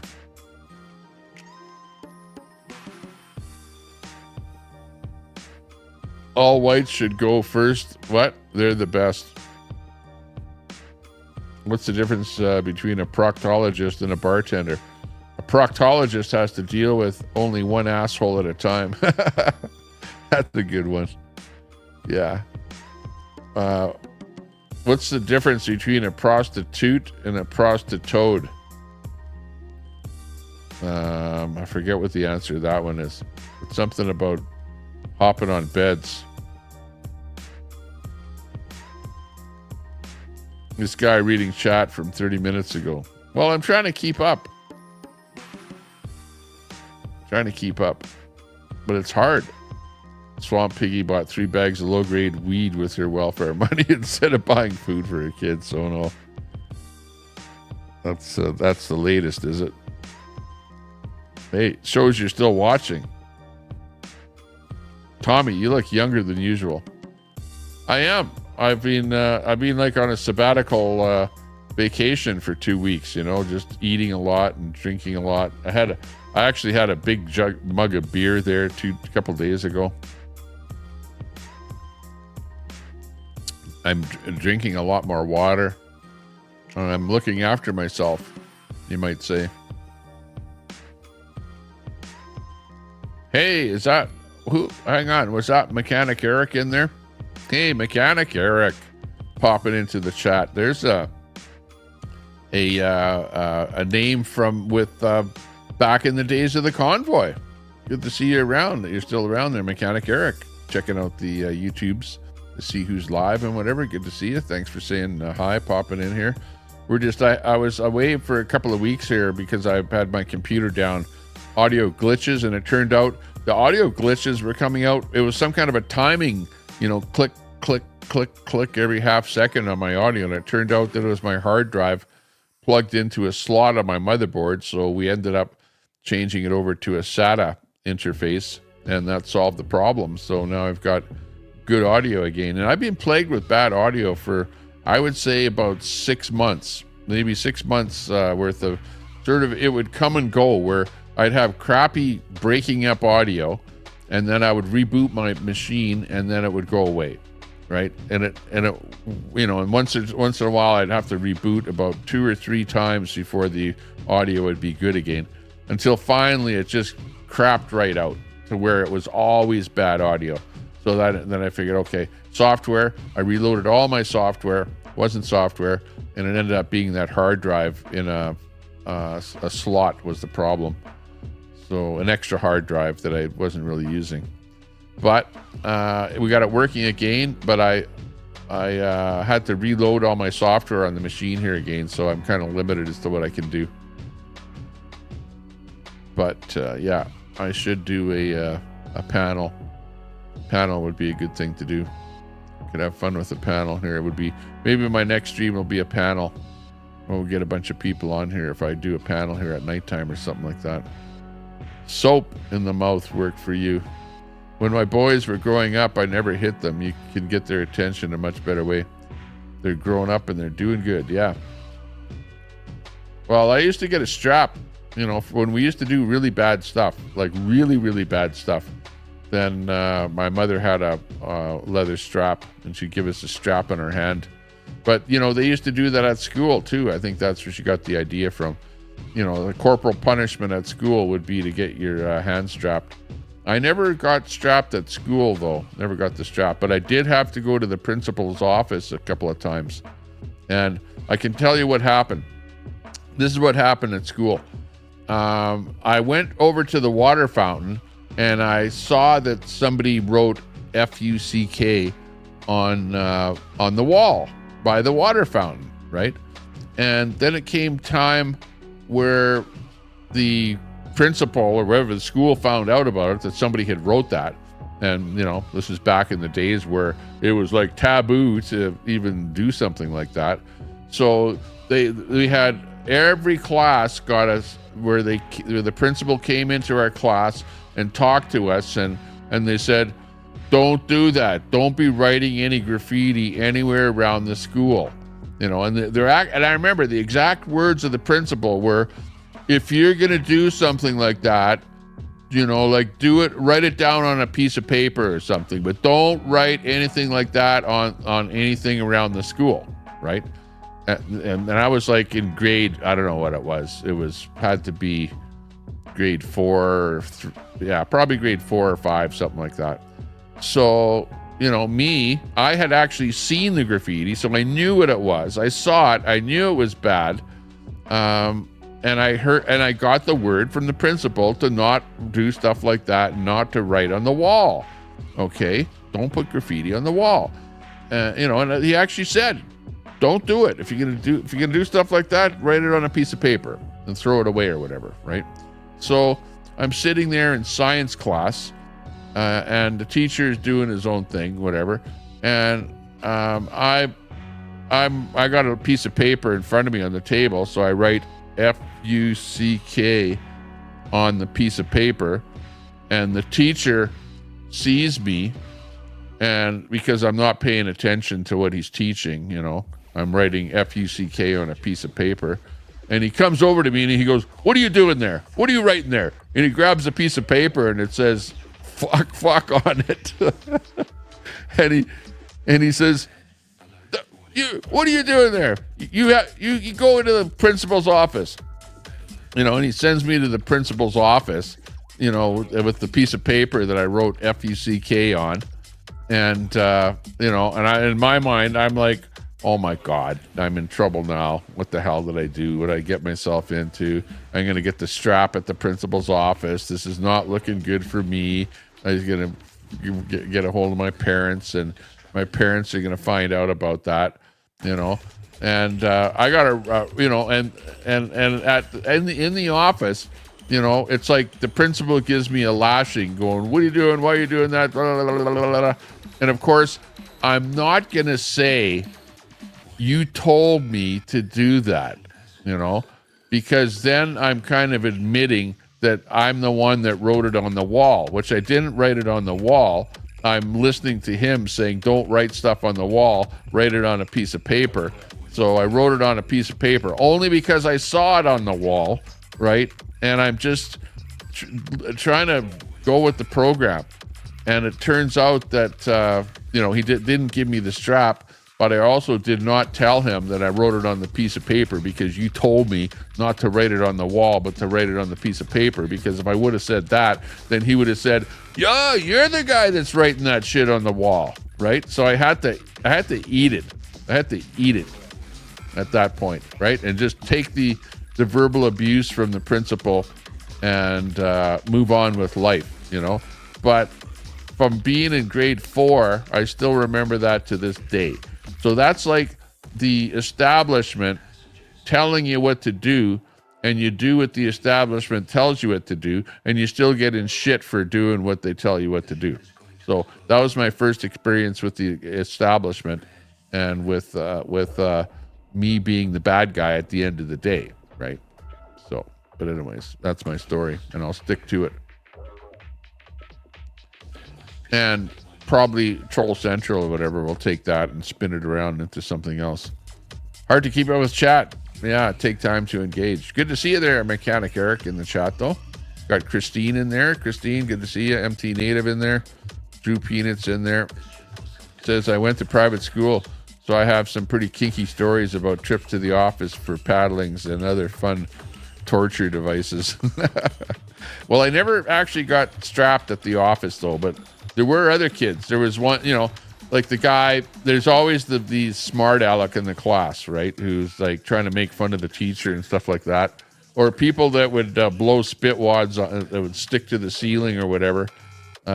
Spit wad, I don't know if you know what that is. It's like you chew a bunch of paper, whatever, into a sticky, chewy thing, whatever, and then you put it into a pea shooter or a pen or something like that, and then you blow it onto the ceiling. So the ceiling of the school has got all these stick wads stuck to it, stuff like that people will do, and they get in trouble and have to go to get the belt at the horse. Your dad used a horse whip. Oh my God, that would be bad. Yeah. Well, actually, come to think of it, my mother had a belt that had a metal tip on the end of the belt. It had a metal tip. And that's the one that we got a strap with. It wasn't just a leather belt, but it had a metal tip on it. And I remember there were some things that I did where I got that belt, but it wasn't to your back or your body. It was to your hand, right? You had to hold your hand out. But I remember that some of the kids went to get the strap at the principal's office, and they pulled their hand back, right? And whoosh, he'd miss their hand, right? Because they pulled their hand back right when he was going to strap them. And man, that would piss the principal off, and he would give them a few extra straps if they did that. So you couldn't pull your hand back. Oh, there my face is going green because the TV has got a green screen on it. If you notice my face changing color or whatever, it's because I got a big screen on that's reflecting off of my face and making my face different colors here.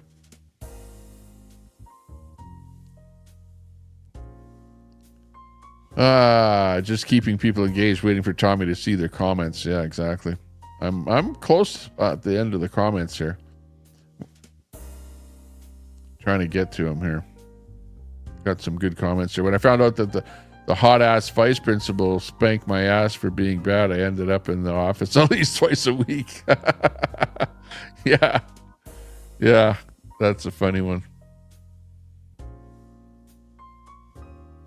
Got your ass whipped. Drew penis is all over the calendar, and then it's just that it was the letter U. So you got into trouble too.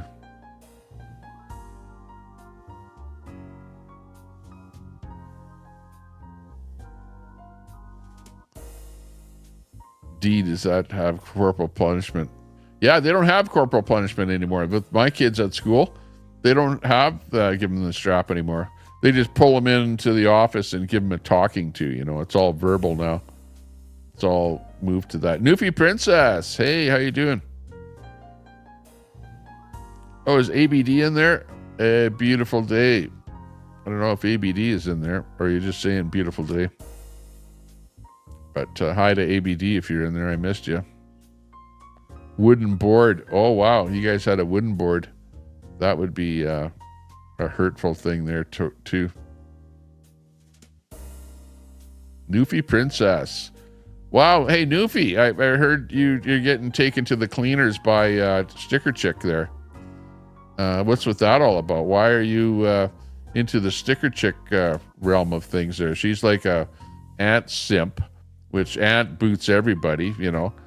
I hardly watch Ant anymore just because, you know, he booted me out of his channel. That's stupid.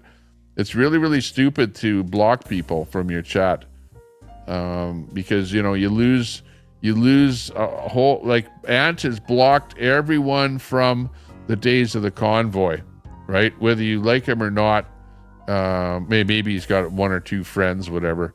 But when you block people like that, you just, like for me, I just don't watch him anymore. Like, why watch Ant? You know, I don't care what he's up to. I'm still sub to him. The bell rings when he goes live or whatever, but I rarely even go over and watch whatever he's doing. And he's like talking about grifting for money for a lawyer, and he's pretty well tapped out all of his sources of money there. And he's got himself a high-priced lawyer and whatever, some crap like that. He's so worried. He's worried about going to jail, which he hates jail because of the last time that he was in jail. Actually, whatever, he was in jail for pot or something back when he was the old days. But yeah, I don't really watch Ant all that much, other than I know he's got the lawyer on the go, and he still hasn't seen justice yet. So we're waiting for that to happen. Whether or not he's going to get actually charged. Well, he's charged with those felonies, a whole bunch of felonies, but whether or not they'll actually stick is something I guess we'll find out. So everyone is waiting with bated breath with DOA, Defender of Ants out there. Mechanic Eric, timeouts work better, says MT. I've never hit anyone, nor was I hit. A person only hits when they're angry. That's true. Well, back in the old days, you were angry, but it was also acceptable, you know?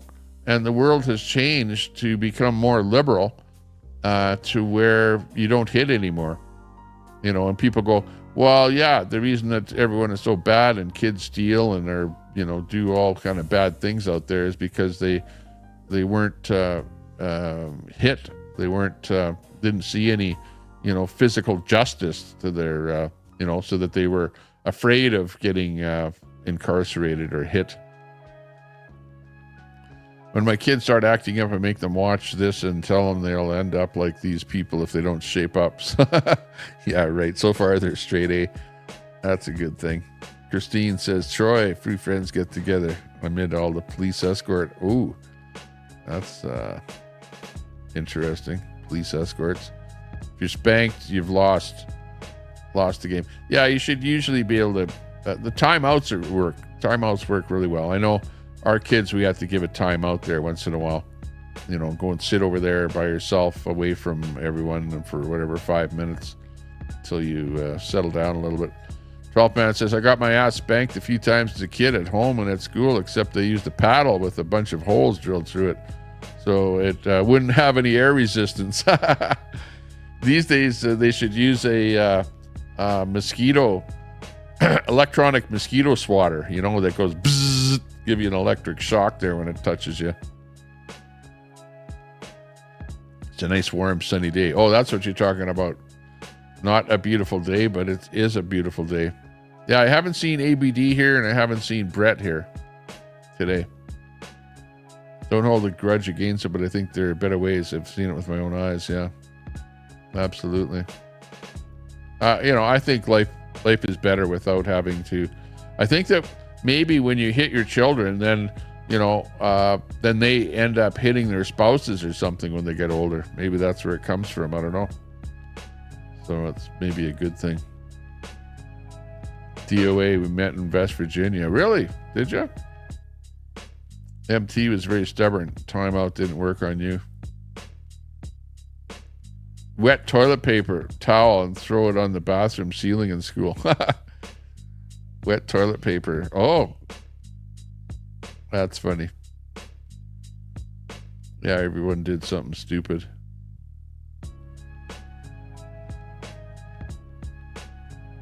Guess who on Friday? Sticker Chick spends 8 hours talking about Vaughn's house. Yeah, D hibiscus, cherry blossom. Yeah, Sticker Chick is, you know, like Vaughn in herself is like, she's like, you know, you don't piss off Vaughn, because when she comes back at you, she never gives up, right? It's like forever. And Vaughn is on there like a broken record there, you know, with Ant, you know, and I like Vaughn. Vaughn and I, you know, are good friends. Well, on the internet, you know, I'm not negative to her. I go over and say hi and whatever. But, you know, Vaughn has a good reason to be pissed off at Ant, because she bought tires for Ant. She spent her hard-earned money on Ant, and then Ant ended up turning on her, just like Ant turns on damn near everyone. Look at Crackhead Kenny. Crackhead Kenny used to be a real big fanboy of Ant's, and now they're enemies, and Ant has turned on Crackhead.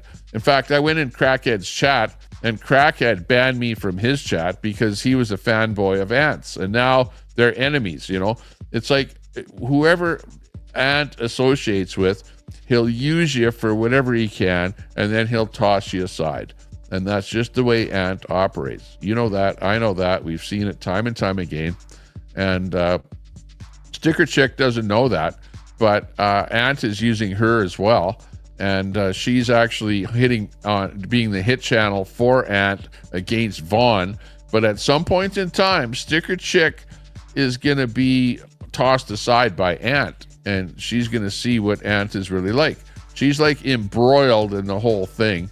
And, you know, is hitting on Vaughn, and also hitting on you. So, you know, at the end of the day, it's like Sticker Chick doesn't know what she's gotten herself into, you know. But she's a hit channel. Her channel is a hit channel. That's all it is a hit channel. And I don't have anything good to say. And she's hitting at you there, Newfie Princess, as well as Vaughn. And she's just a hit channel. That's all that her channel is. All she does is rag on other people on other channels. And she's got nothing good to say about anybody. It's all negativity. It's a negative hit channel, you know? And I'm not that kind of a channel. I don't do that, you know? I'll talk about her, and I'll tell the world what her channel is all about. But I'm not going to be sitting here and being negative to her in particular.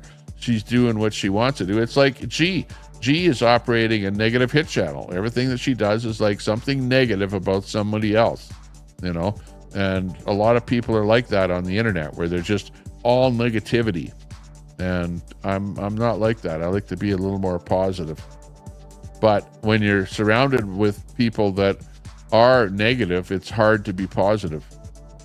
Very hard. It's like, the troll channel. The troll channel is a hit channel. It's all negativity. Never have anything good to say about anybody. And that's why you're the troll central. Trolls are out there to not do good, but to tear down everybody and anybody. And that's what they do. Tear down RV, tear down, the people that you've seen in the chat here already that are being talked negatively about. And it's hard for me to do anything when you're surrounded by a whole bunch of negative people. Pam from customer service, she's getting ready to live and apologize to Brett. Butterflies are free to go live. Oh, who is that? A Beautiful Day is going to go live and apologize to Brett. Maybe. I don't know. I don't think so. I think they're both fighting each other. It's like, I know exactly what the situation is like when you're being dumped by somebody and or they're not getting along, right? And they're splitting up. And when you're splitting up, then you're going to attack somebody and say something negative about them. They're going to say something negative about you. And at the end of the day, Brett has a lot of love for ABD, and but yet, we'll attack her at the same time, and it's kind of a love-hate relationship that they have going on there. And when I see them going live, and I see ABD going live, and I see Brett going live, and I want to go in there and say, Brett, just stop it already. Just don't say anything about ABD. And I want to say the same thing to ABD. Just stop it already. It will never stop as long as you keep it going. And one of you has to say, that's it. I'm not going to talk about them anymore. Their name is not going to come out of my mouth. I'm not going to do any more lives where I'm talking about them, belly aching about them, or saying anything about them. I'm just going to stop it and move on. And that's the only way it will stop. Otherwise, it will just keep going on as long as you're on the internet and as long as you're doing your thing that you'll be doing. Now each of you has got a hit channel where you're hitting against each other.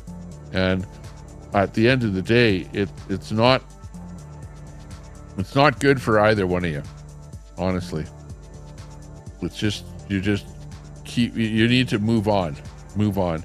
Find somebody that you can love, and not, you found somebody that you can hate, and you're both hating on each other and thinking that, well, maybe, Brett's going, well, I'm saying this and maybe I'll get back together with her. And maybe she's thinking the same thing, that she'll get back together. But you know what?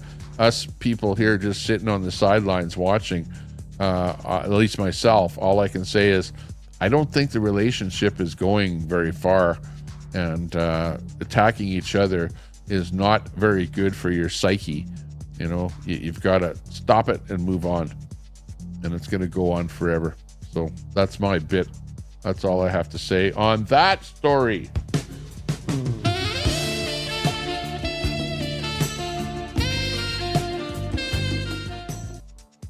Just move on. Don't be obsessed with attacking each other. But people have fun. It's almost like people do it, and it's almost instinctively that people attack each other or attack other people on the internet, because people are somewhat negative, and people get some joy out of attacking other people, and it's kind of weird. Yvonne Bacon in the house. OG Abbott is in there. Hey, good to see you. Hey, I heard you got a punched in the face by your husband and got a black eye. That's what somebody said in the chat there. So I don't know. Maybe let us know if that's true or not. So far, your picture looks like you're okay. But I think the only way that you can prove that you didn't get a black eye is by going live and showing your real face. Yeah, D, exactly. Grown adults acting 13. Busy G, working 7 days a week, says Mechanic Eric. Wow, that's good. Good that you're working. Yeah, well, Eric, you're a pretty ingenuitive type person. Like really, you're at a different level where you're a guy. I bet you can play chess, right? You're like a chess player where you think in 3 dimensions, and you're like a mechanical kind of a guy, you know. So you'll always be successful because you're like one level above most everybody else with the way that you think and what you do. You know, being, you know, I saw what you were doing there. Like you have to be able to think, well, what if this, what if that, in order to fix something or in order to do something. And you're kind of, you have that ability. Whereas, you know, a lot of people cannot be a mechanic, cannot be even a backyard mechanic or anything like that. They're just can't use tools, can't think about problems, and aren't problem solvers. But you're an excellent problem solver. So you'll always excel in life because people like you are in demand. You know, I don't know if you're just driving a truck or whether you're actually using your mental abilities to their fullest capacity. But that's the way I see you, Mechanic Eric. Tough love. Yeah, SW. Tough love. Newfie, famous. Oh, butterflies are free. Come on. Everyone has their own vices. And Subsonic is in there. Subsonic. Maybe AMC will put another secret clip from 2022 that everyone's seen. Yeah.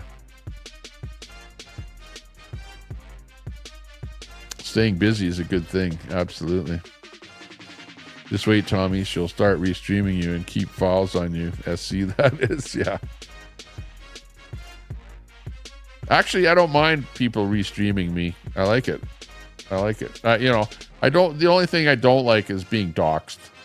I don't like people, you know, doing a stream or something with my real identity. You know, it's just like everybody else on here. There are very, very few people that use their real names on the internet, right?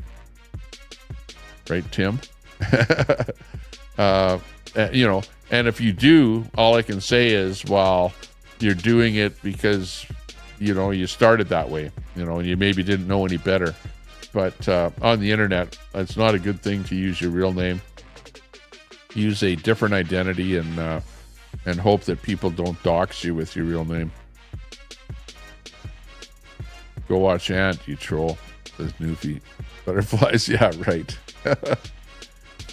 Yeah, well, I don't know. And people will either go, oh, poor Ant, here, I'll donate some money for his lawyer. And on the other hand, you go, yeah, well, I hope he goes to jail and rots in the jail cell. You know, you got your two sides of the story of, you know. And myself, even though Ant has me banned on his channel, I don't wish harm for him or for anybody else, you know. If it's deserved and he did something wrong, yeah, go to jail. But if it's not deserved, well, don't go to jail. Or I hope he doesn't go to jail. And, you know, did he really do what he did? Does it warrant him landing in jail for an extended period? I don't know. I do know that he's really, really bugging a religious organization, right? Really, really bugging him bad.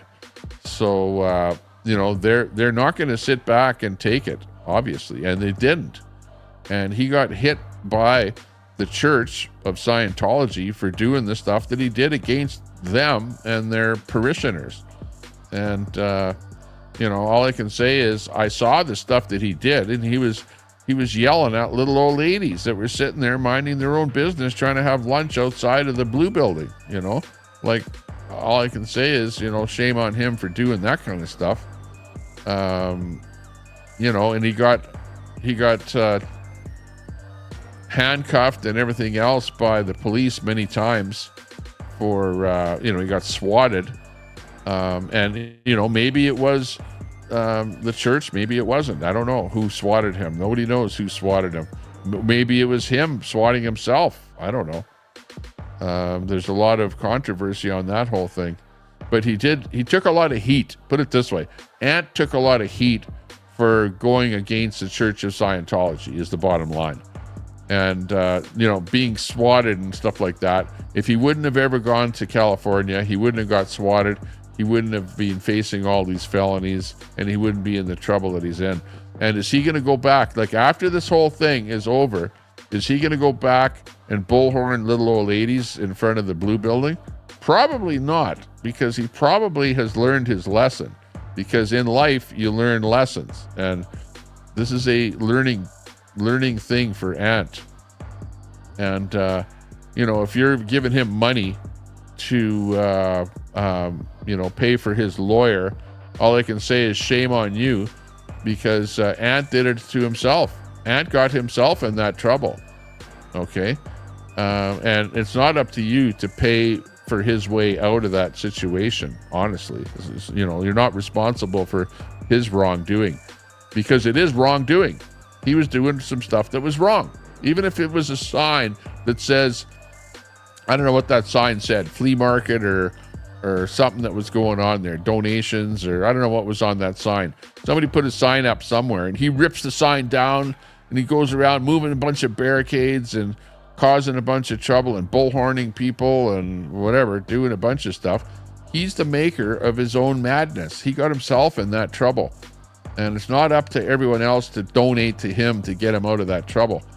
And if you're going to donate to him, it's like my father said to me, youngster, you know what? If you ever end up in jail, don't phone me to get you out. Don't phone me for bail. My father said that to me. Like, that was, ingrained into my mind, that if I get into trouble, don't go back to my parents to ask them for money or help or something like that to get out of stupidity. So, him asking for money or people donating money to for a lawyer or something like that to get him out of his own doings. Hey, it's up to you. If you want to do that, fine. But I would never donate money to somebody for something like that, because they got themselves into their own trouble. And you should know better than to do something like that. And, when you see 13 counts of felony, or whatever the number is, well, that's 13 times that he did something really wrong that he shouldn't have done. And I know that they're using it as bothering a religious service. You know what I mean? Like, they've gone to the next level. So him just bullhorning in front of that church or whatever, they turned it into, well, they were inside trying to conduct, a religious service. And now he's causing a disturbance of that religious service, which I think that's where those felonies come in. And he knew full well that what he's doing could potentially get him into that kind of trouble. I could see that when he was doing that. It's just a matter of the church saying, hey, yeah, we were conducting some kind of service in there when he was bothering us. And, that takes those things to a complete different level. Yeah, this time it's going to be different. He's a changed guy now after this time, yeah. Yeah, well, I bet he doesn't go around there bullhorning the outside of the church there, not knowing whether or not they're having a service inside. Regardless of what you think of that church. You got to be careful around churches. But, I know full well what Ant was up to. Ant was there to build his channel up, right? He saw that those people that were against Scientology all had like hundreds of people watching, right? And he wanted that. He wanted his channel to grow big. So that was his whole reason for going there. He's a YouTuber and he's an actor. He calls himself a professional protester, but he's only a professional protester in order to build his channel up, right? And every single thing that he did was to make his channel bigger, to get people to donate and to just grow the whole thing. That's what he was up to. But you know what? It got him into the legal predicament that he's in. And it's his own damn fault. But like I said, I don't like to see him going to jail just like anybody else, And if it takes some lawyers and stuff like that, he didn't need money for a lawyer because the government would provide him a free lawyer. If he doesn't have any money, you get a free lawyer. Should have just gone for the free lawyer. Dr. Broccoli. Is this his therapy stream? Well, it turned into that. Therapy for Ant.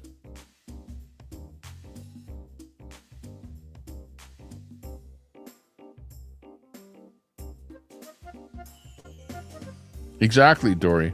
Some have a problem with Sticker going live for 6 hours. Yeah, but you know, Sticker is like, she's just a hit channel. Like I said, when does she talk nice about anybody?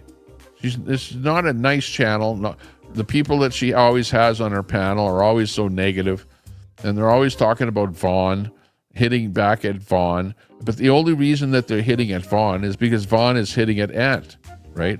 That's the only reason. Because she likes Ant and she's sticking up for Ant. So in order to stick up for Ant, you have to be a negative hit channel, right? And that's all that she's doing. And I really, honestly, I don't watch much of her. I just tune in there. I can tune in for 10 seconds and they're going, oh, Vaughn this, Vaughn that. Oh yeah, Vaughn puts pee pads on her dog or something like that. You know, they're talking about that, you know, trying to make fun of her.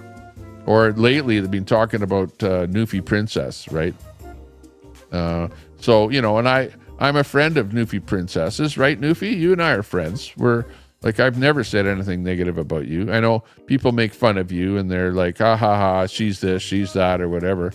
Yeah, well, the same thing with Daisy, same thing with Queenie, same thing with anybody that's ever gets on a panel or has their own channel going. It's easy to make fun of people. You know, people make fun of me. Nobody's perfect. Tommy, if you only knew, this year has been plagued with stupid things breaking. I just had to remove the black gate off of the dump truck and cut the hinges off and remount the door and the welded after work. Yeah. See, it's like you're able to do stuff like that because you're mechanically inclined. Well, that's why you call yourself Mechanic Eric. America. But yeah. Shit always goes wrong. Hey, but you know what?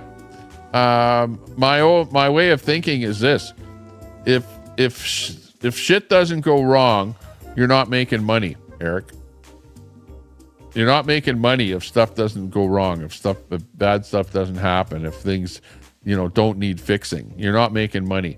If you're not, likewise, if you're paying taxes, well, you're making money. If you're not paying taxes, well, you're not making any money. So, you know, necessary evil. Stuff breaks, stuff needs fixing.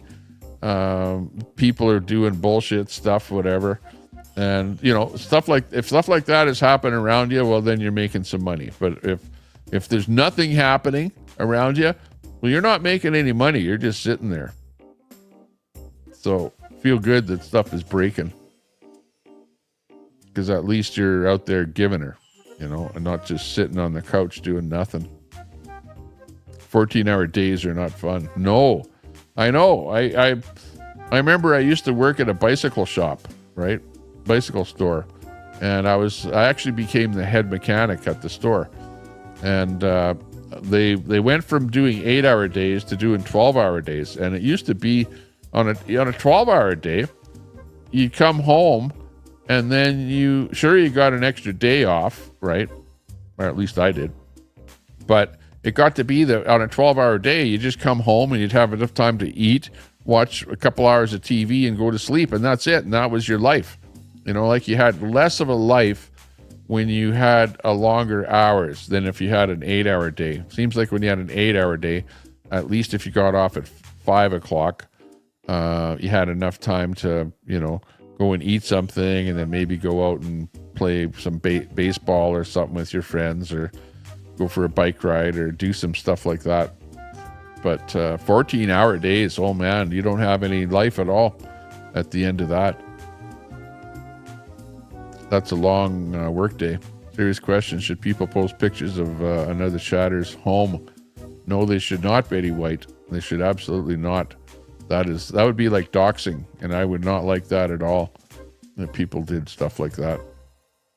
But on the other hand, I try not to get in people's bad book, right? If you don't get in people's bad books, then you don't attack them, or you don't talk negatively about them, then they have really no reason to post pictures about your house or whatever, or your family or stuff like that, or dox you.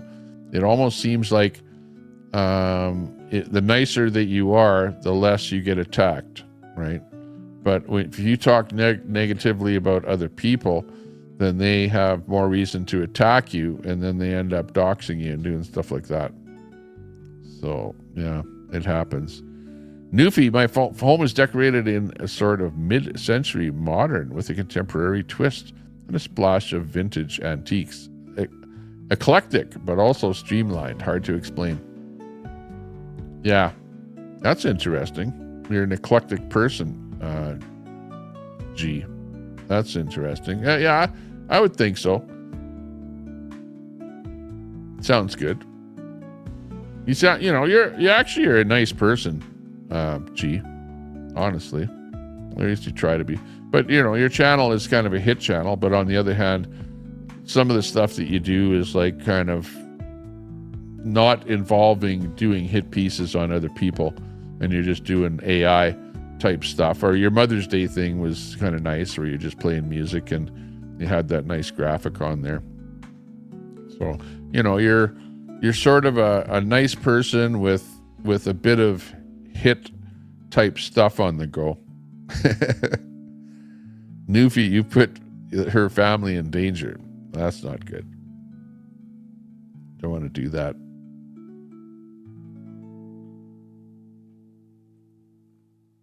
Yeah, I'll be going out to the lake. I don't have a second house, but I have a trailer out at the lake.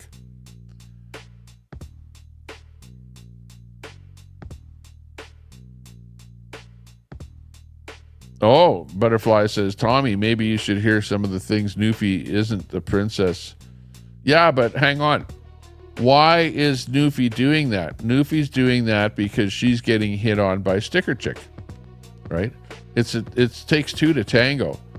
And in one case, Sticker Chick is saying stuff about Newfie, and then Newfie is going to hit back at Sticker Chick, right?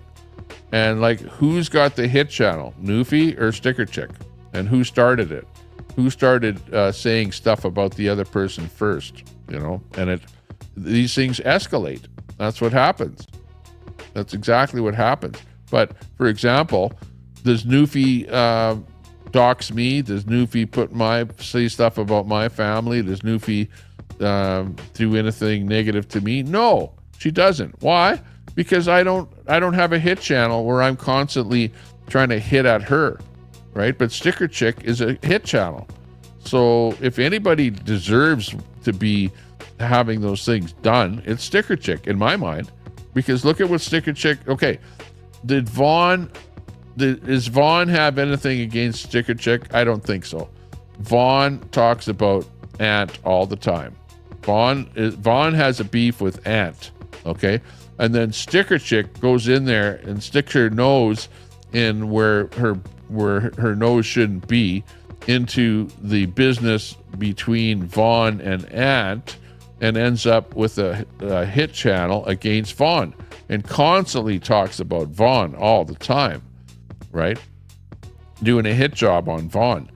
So Sticker Chick deserves all kind of negativity. Now, does she deserve to be doxxed? Well, probably not. That goes to like the nth level. But, like who started it and whose channel is what? I don't know that Newfie really has a hit channel, really, honestly. When she goes live, she doesn't go there live to be hitting on anybody. When I see her going live, she's, people go, yeah, she's in a garage and she's having a drink or whatever and talking and having fun, talking about her travels or her house or, whatever, stuff like that. Like, I don't perceive Newfie as being a hit channel kind of a person. But Sticker Chick, on the other hand, absolutely. She even gets people to come on her panel to hit on people. So, it's like, who's doing what? Call a spade, as they say. Which, that's all I'm doing. And I think that Sticker Chick is the one that's causing the trouble. Telescope. Acting like an ass equals swatting. Yeah. Telescope. Hey, I slid by your channel there where you were in the car with your buddy with the nose ring there. Holy shit. Where did you find that guy from? But you guys found that house where the bar or something was going on there and did your band thing there. That was kind of cool to see you live there. Telescope in the house. Good to see you. I was going to go in there and say hi and whatever, but I thought to myself, Telescope, he struck my channel. He put a strike against my channel. So I'm still like thinking that in the back of my mind, you know. So I went over to see what you were doing, but I didn't really say hi in your chat because of the fact that you gave my channel a strike. And you never did come back and say you're sorry for that either, you know. And you know damn well that you did it because of a couple of people that were mods in my channel, not because of me. Like you don't have anything against me, Telescope. It's the freaking mods that you were pissed off at. So, but you ended up using me as the fall guy for a couple of people in my chat that were mods. So, but anyways, yeah, good going live there. Was some interesting content with you guys driving around there trying to find that place and then being live inside of the bar there. Good on you. Ant gets poop shooted in jail. I don't know if that's what'll happen. Baba will be waiting. There's Baba waiting for Ant in jail there, so he better not go to jail. Tommy, Newfie is doxing people. You agree with that? No, I don't agree with anybody doxing anybody. Newfie, stop doxing people. That's all I can say. Is Ant going to jail? We don't know. He's got himself a lawyer there now, and they've got the 13 counts or whatever against him that have to be fought in court. So if he loses, he might go to jail. There's always that possibility. So you never know. Might happen. But on the other hand, we hope it doesn't happen. Ant is going to prison, says Telescope. He isn't going to defeat those felonies and all those misdemeanors. Yeah, well, you never know, Telescope. You never know. Because, you know, you think about it, and it's like, okay, he took the sign off of public property. The sign was illegally placed on public property. So the sign was illegal in the first place. So he goes and rips a sign that is illegal in the first place, even though you could say, well, it's church property. And you could say it's something to the akin of you've got a bicycle and you leave a bicycle on the street and the guy goes and steals your bicycle and throws it in the garbage or whatever. You know what I mean? So I don't know. It's all case law. And, I hate to be the judge on that one, trying to decide it. So, but, you know, Telescope, if you don't like Ant, of course you're going to say that he's going to prison. He's not going to defeat the felonies. But time will tell. But he does have himself a lawyer, a paid lawyer. He's paid for a lawyer. And I think on his last stream, he's talking about the lawyer and that he paid for it and whatever that stuff. But on the other hand, he got, I forget what it was now. Was it $9,000 or $10,000 or something on a GoFundMe? And then somebody was saying that he was asking for more money from his chat, and he got a couple thousand more. But people are saying that that he might have tapped out his resources there from his channel, and 12,000 or whatever is all he's got for the lawyer. So I don't know whether that's enough, or whether he's going to end up owing a bunch of money to the lawyer. One way or another, he's going to be losing on the whole thing.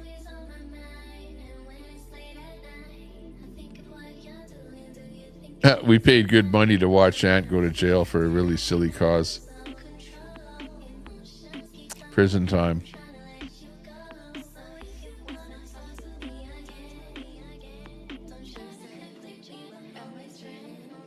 Betty White says, Tommy Temper, your princess, Doc Sticker Chick's mother. Glad to see you condone that. Well, don't put words in my mouth. I don't like to see anybody. Okay, these are my words, Betty White. I don't like to see anybody doxing anybody else. I don't. And to me, that's news to me. I didn't know that. and I didn't know who or what was going on. But all that I heard is I heard Sticker Chick talking about Newfie Princess in a negative fashion. That's what I heard. That was the first part of what I heard. Only Sticker Chick and Newfie can tell me the true story of who started it. Who started bad-mouthing who first.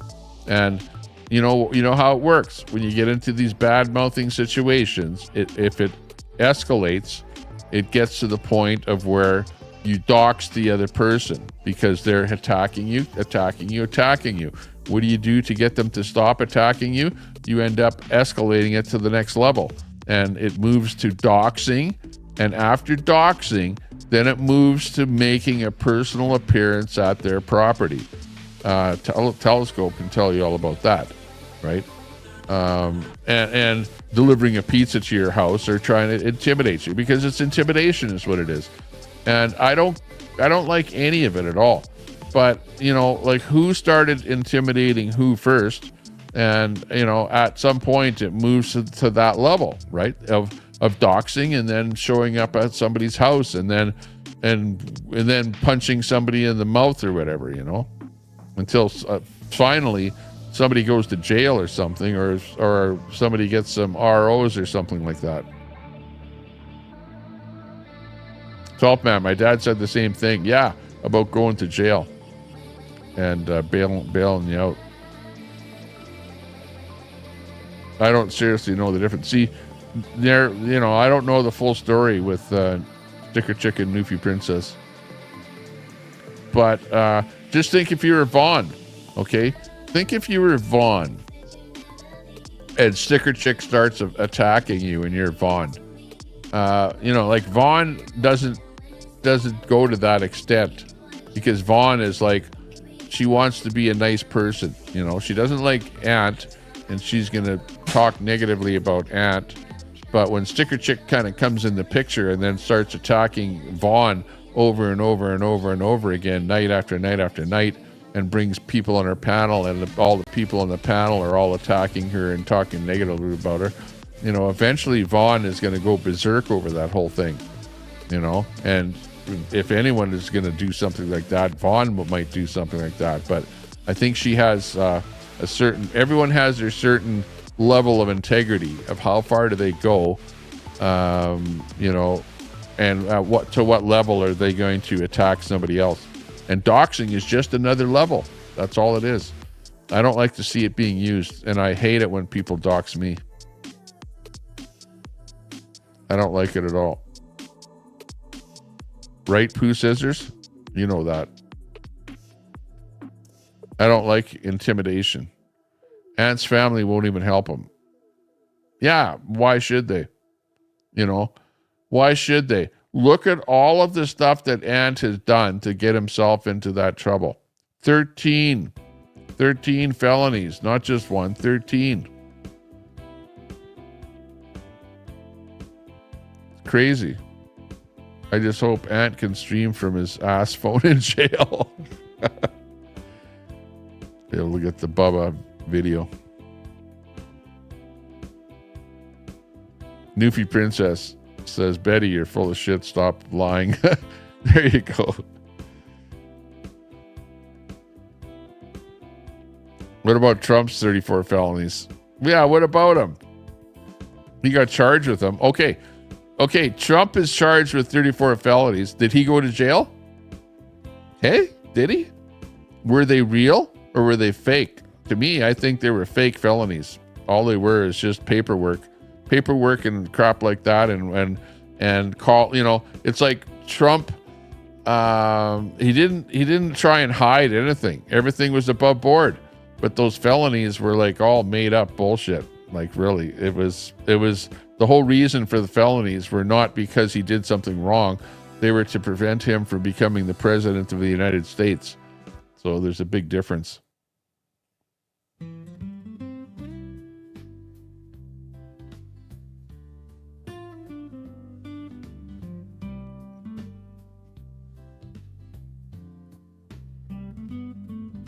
Lucky.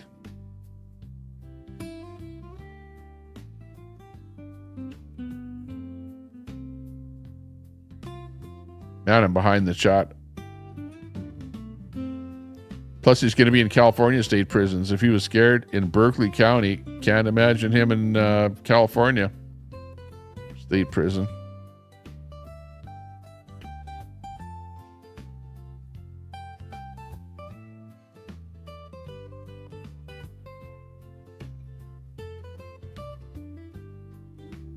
Newfie, you posted a picture of Sticker Chick's house. Shame on you, says Betty White.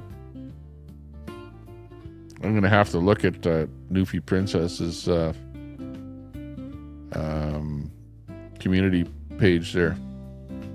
People do worse in Cali and don't have to wear an ankle monitor. The entertainment level is awesome. Yeah, Ant is wearing that ankle bracelet there, by the way. So you know that it's pretty serious if they have you under 24-hour surveillance like that.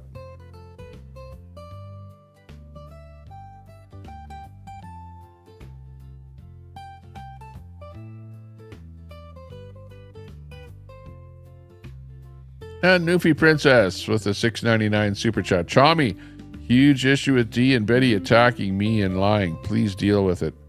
Well, I don't know how I can deal with it other than to say, Dee and Betty, quit attacking Newfie Princess. I don't know what she's done there. Obviously, you see, the problem is not Newfie Princess. The problem is Sticker Chick in my mind. Sticker Chick is, hitting. She's got a hit channel and she's hitting at people. And if somebody like Newfie Princess is going to be doing something like posting somebody's house or something like that, that's not acceptable. Honestly, it's not acceptable. But that being said, obviously Sticker Chick is doing some stuff that she shouldn't be doing as well, right? You have to admit that. And if Newfie's fed up with what they're doing, well, she's gone to the next level, which is to do stuff like that. You know, it's not right. It's not good. But sometimes people will do that because based on the fact that they're being, unfairly treated, and I can believe that because I see what Sticker Chick is doing to Vaughn all the time. And I see her bringing up Newfie for whatever reason. I don't know that Newfie is so negative against Ant or what the deal is with that, of why Sticker Chick got involved with Newfie, but it appears to be a thing. Mechanic says, I'm primarily a driver for this company, but when stuff breaks, somebody has to fix it, or we don't work the next day, so you're the mechanic out of necessity. You'd rather not have the stress. Yeah. Oh, that's good. You're right, Nurse D. She shouldn't have waited around and exchanged some pleasantries before calling out Newfie. Well, don't call out Newfie. It's like, okay, it's like, would you in your right mind get in a fight with bullets and barbecue, for example? Okay, would it be a good thing to start saying bad things about bullets? Okay, knowing what bullets might do to you. Like, there are some people that just plain go to the next level, right? When you piss them off, they go to the next level. And for that reason, I can say, don't piss off Newfie. Sticker Chick, if you're smart, you would not piss off Newfie. You would not even talk about Newfie. You would mind your own business. So actually, maybe the person that we should be talking to is Sticker Chick and not Newfie. Because, I've known Newfie for a while, and Newfie is pretty level-headed as long as you treat her nicely. But if you piss her off and you continuously start talking about her, she's going to do stuff like that. So that would lead me to believe that the last thing that I would do would be to piss off Newfie, right? So, but Sticker Chick hasn't learned that, and she's now learning a lesson. Although I don't agree with doxing anybody, that being said, right? So take it or leave it. Troy says, Sticker Chick is kind of cute, but I'm not chatting in her channel for more Newfies, Vaughns, etc., because I don't want to be brought into all this drama. It's quite bizarre. Yeah, exactly, Troy. Yeah, like you're a kind of a guy that watches from the side, like me. All I do is watch from the side, and I comment on what I see. And people try and draw me, like Betty. Betty, don't draw me into the drama. Don't say, well, you agree with what Newfie's doing, so you're just as bad as she is or whatever. Newfie's doing what she wants to do, okay? And it's up to her to decide what's right and what's wrong and how far you want to go. I don't agree with the things that some people do, and I don't agree with doxing at all because I don't like getting doxed myself. Simple. Like I've been doxed on the internet here, on YouTube already. So I don't like anybody to do anything like that, right? Not good. Don't do that. But what's already been done is done. I can't change what's already happened. I don't condone it. I don't condone that to be done to anyone. But on the other hand, I've been watching Sticker Chick for a while, and I know that her channel is nothing but a hit channel. It's an absolute hit channel. That's all she does is rag. Flips on the switch, and it's like, oh, Vaughn this, Vaughn that, Vaughn the other thing, Newfie this, Newfie that, Newfie the other thing. Whatever. And she thinks Ant is the greatest thing since sliced bread, not seeing what Ant is really like, and that, Ant is not the greatest person in the world either. Why you support a guy that does things that where he gets 13 felonies against him and you're still supporting him? Do you not see the badness of what the guy's done? He wouldn't have 13 felonies against him if he was a great guy, because great people don't get 13 felonies. People that are good in this world don't have one felony.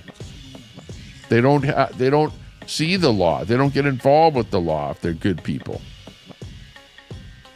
That being said, sometimes there's bad cops too. Sometimes you get involved with the law because a bad cop does something that he shouldn't do.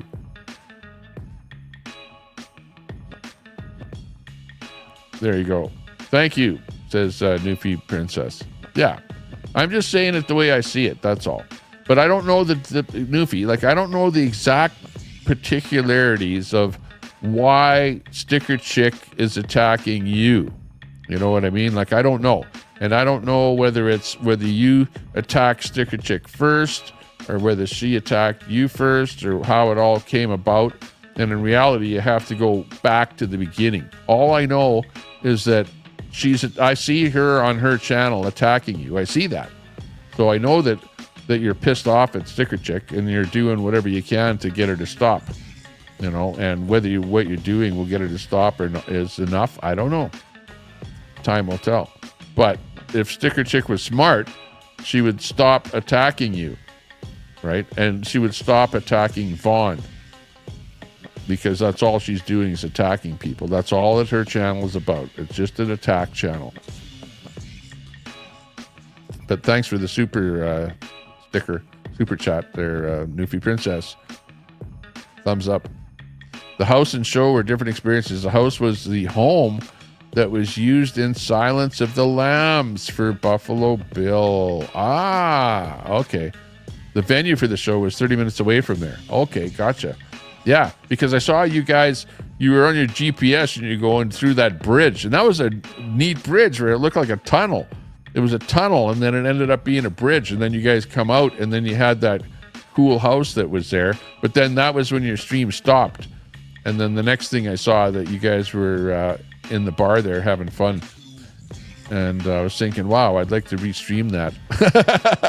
But then I thought twice about restreaming you Telescope. I thought, I'm not doing that again. I learned my lesson once already.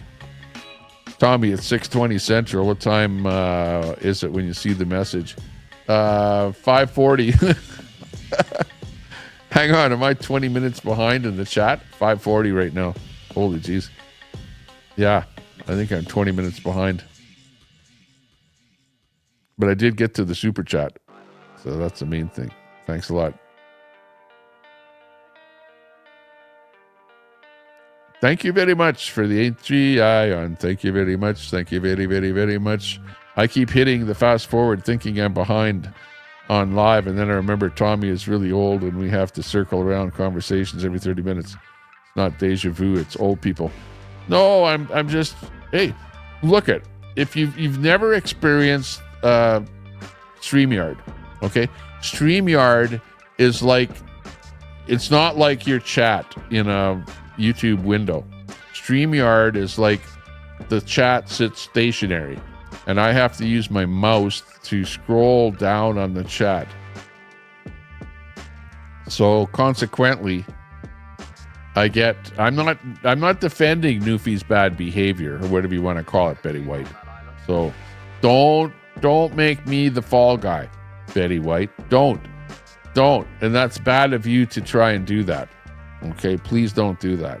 Likewise, people say bad stuff about Betty White, right? And I don't go, oh, I agree with with what Betty White is doing, right? Or I agree with what somebody is saying with Betty White. I just think it's not good to do anything bad, but it's also, don't just come on and start hitting at people and going, well, this is a bad person because they did that. Well, she might have very good reason for being really, really, really pissed off to the point where she's probably talked and used her words, and words are not working. So then you go to the next level, and the next level is doxing. That's the way the internet is. I don't agree with it, but I see it happening. Yeah, look what Bullets has done to my family. See? You see what it's all about. I don't agree with that kind of stuff. But for that reason, I would not piss off Bullets. Don't piss off Newfie. Don't piss off Bullets, and the world will go on and everyone will be happy. But if you piss somebody off that is akin to digging into your past, digging into your personal life, and then exposing you on the internet because of the fact that you're bugging them, that's the way it works. That's how it works. I can't change that. Your wife said, avoid those crazy people you always talk to. Yeah, Jay, exactly. That's why my wife is like, she doesn't get on the internet because she's like more of a timid person that doesn't like to be exposed, doesn't like to be doxxed, and doesn't like to see me on here exposing myself and my life, and potentially being doxxed. Nobody likes that. Or the worst thing that could happen is a bunch of guys come banging on my door, Antifa or whatever, and wanting to have a fight with me or something like that, Don't want that to happen. He's afraid of bullets. No, I'm not afraid of bullets. I just don't like... No, the worst thing that you can do is ban somebody from your panel, okay? It's the worst thing. If you ban somebody from your channel, it really pisses them off, okay? Like, for example, I'm banned from Ant's channel, right? I'm banned. He blocked me, okay? I can't chat in his channel. Well... for that reason, I don't go to his channel. I shouldn't say I don't, but I rarely go there. I don't go there and sit there and watch him and chat in his channel because I can't chat in his channel. So that when you block somebody from your having access to saying things in your channel, they're going to go, oh, well, screw him. I'm just going to unsub from him and go somewhere else, right? And I don't want that to happen. I would rather that people are happy and do their chatting and don't have a vengeance against you. And remember, you block somebody, they could very well on their channel be really, really, that pisses them off so much to where they do start doxing you and doing stuff like that. So yeah, you're right, Mo. You're right. To one degree, I don't like blocking people for any reason. And especially because somebody in my chat says that I should block that person off of the channel because of something that they did to you over there on their channel or whatever. Like, I don't like to really block anyone. And you're saying, Tommy, stop attacking Sticker Chick. I'm not attacking Sticker Chick. I'm just pointing out what Sticker Chick is doing. Sticker Chick has the hit channel. She's the hit channel. You know, it's like G Abbott. G Abbott has a hit channel. If G Abbott does a hit piece on Bullets and Barbecue and gets doxxed because of that hit piece that she does, well, who do you blame? The doxer or the person that's doing the hit piece? You know, call it the way it is. I don't condone doing the doxing, but on the other hand, I don't condone somebody doing hit pieces on somebody else either, right? Angie says, I don't think pacifying toxic people is the way to handle any of this. Well, I don't know what the solution is. Jay hasn't seen Mechanic Eric since Hagerstown. Hagerstown, yeah. That's the word that comes to mind, Hagerstown. Bullets might pretend to be outside your house, but if you're not afraid of garden gnomes, he's harmless. Edward Cam. Yeah, but you're like a anonymous person on the internet where you don't have to be afraid of anything because you're just anonymous. It'd be like me showing up in chat with an alt and you don't know who I am. Well, if you don't know who I am, well, you can't come and get me. You can't do anything to me.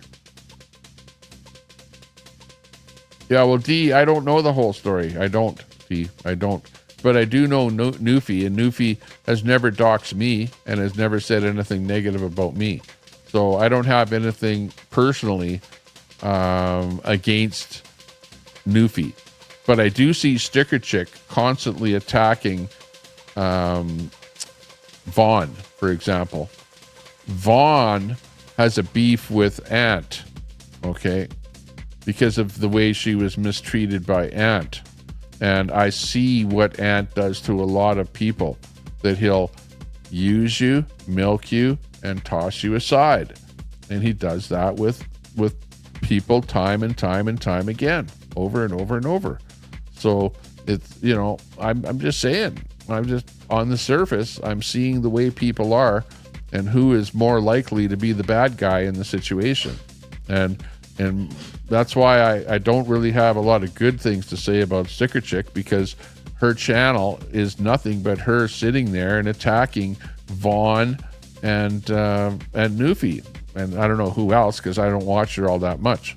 Just once in a blue moon, I'll tune in there and go, oh, yeah, okay, they're making fun of pee pads or some stupid thing. And it's the same thing every time you go in there. Yeah, I know. I'm looping. La la la la la la la la la la looping. I'm not defending anybody. I'm just talking about it. That's all. So maybe at some point I'll be able to have a... See, the problem is I don't talk to people outside of my watching their streams, right? I don't have back-end conversations with Sticker Chick or with Vaughn or with Newfie. So I don't know the full story. And I don't think anybody really knows the full story except the people that are involved. Right? And that's it.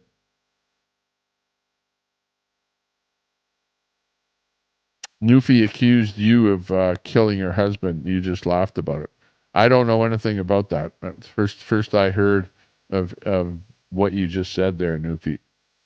But I'm not laughing about don't put words in my mouth. You're putting words in my mouth, which I never laughed about something that Newfie accused you about, because this is all brand new to me. And it's like going sideways quick, really fast. Eric, there's Sticker Chick, yeah. Sticker Chick is a supporter of Ants, okay, Eric. She really, really likes Ant. And she's a Washington, D.C. girl that was out there bullhorning the J6 people, the people that were supporting the J6ers. Well, she's on the other side of the street with the siren and the bullhorn and yell, she's like a pure lefty. And I don't know, probably a supporter of Antifa and all the rest of that crap. Okay, so Sticker Chick comes from the left side of the Antifa fence. Okay. Like, I'm not saying she is Antifa, but she's on that left side of the fence. and she likes Ant. She supports Ant. So if you don't like Ant, well, she probably doesn't like you.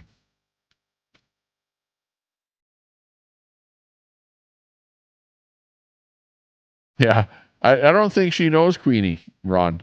She doesn't know Queenie at all, and Queenie doesn't even know who Ant is. So there's no connection between Sticker Chick and Queenie.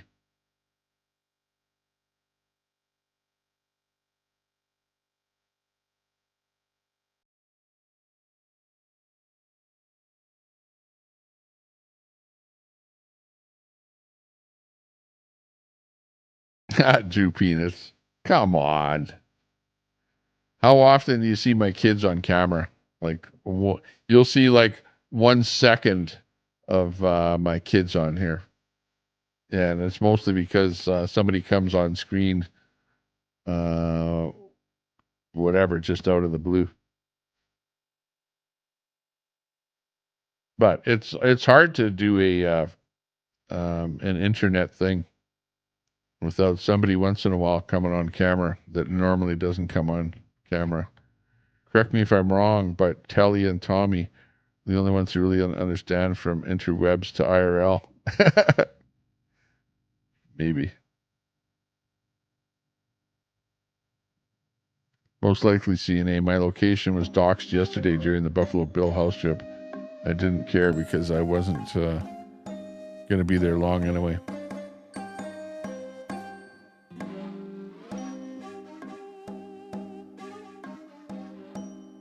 Made accusations on my panel. I take everything on the internet here with a grain of salt. Don't take everything so seriously. You guys are just so hardcore. Somebody says something wrong or something you don't like, and like you hold it against them forever. Like I'm not like that. I'm like, yeah, okay, shit happens, and you got to move on with life. And if people say stuff that you don't like, just put it behind you and move on. You got to do that. You can't just, it's like my mother. My mother used to talk about her relatives to the day that she died. Stuff that happened like 50 years ago, she would bring up and talk about and talk negatively about her relatives. And she did that. She was laying on her deathbed talking about them, and you gotta learn maybe it's because of that I learned to just take what people say or do and just, they may be the worst people in the world or whatever, and just take it and move on. Don't live in your past. Don't think about what people said a year ago or a week ago or whatever. Just move on. I try and live in the present and the future and not in the past. And what people do, it's like you got to move on. You can't let it bother you. What you'll do is you'll let it eat away at your life. Instead of having a happy life, you'll have a miserable life because you'll be constantly thinking about those bad things that happened to you in your past. This is a psychology session for all you people out there, by the way. You have to be thinking about now, live for now, and think about how you can have a better life, but not so much structure your life that you're going to be knowing what you're going to be doing tomorrow. It's more fun to not know what you're going to do tomorrow and take life one day at a time, plan trips and things like that, places you're going to go, yeah, but otherwise take life one day at a time and try and live life to your fullest and not be dwelling on negativity. Be a positive person. Where's my thing that goes, bring my love thing? I need that, right? But I can't find it. So I'll have to go with... Oh, Catwoman. Catwoman, will you never learn? Yeah. So that's what it's all about. But thanks a lot for those super chats. Appreciate that. That keeps me going live again. But I'm going to call call it a day here. It's almost 6 o'clock. Thanks a lot, everyone, for tuning in. This was a test stream. It was only a test. This wasn't real. Nothing here is real. It's all fake. It's all the internet, okay? You're real people. I know you're real people with real thoughts and real worries and real past that you're dwelling on, but release the energy, the negative energy, okay? Release it and move on with the future. Have a happy life. No, don't talk about murder. No, Betty. Forget about it. Forget about it. I know it's not nice for people to talk like that, and people might have said something that you don't like. Look at Telescope gave me a strike. Do I hold it against Telescope to this day? No, I don't. I think, Telescope is nice enough to come back over here again. He never did say he's sorry for doing it. I'd like an apology. That would be nice. But I'm never going to get it. But do I hold that against him? No. Life goes on. And we all have fun. Let's just have fun. Okay? Thank you very much. Bye-bye, everyone. Take care. Stay out of trouble. And if you can't stay out of trouble, well, name it after me. Like Serato, nothing sweet like Moscato. Caught on camera, now you famous. You took one to the anus, plus one name nameless. I'ma do this proudly. Bit played, so stop it. Stop it. I'ma do this proudly. Bit played, so stop it.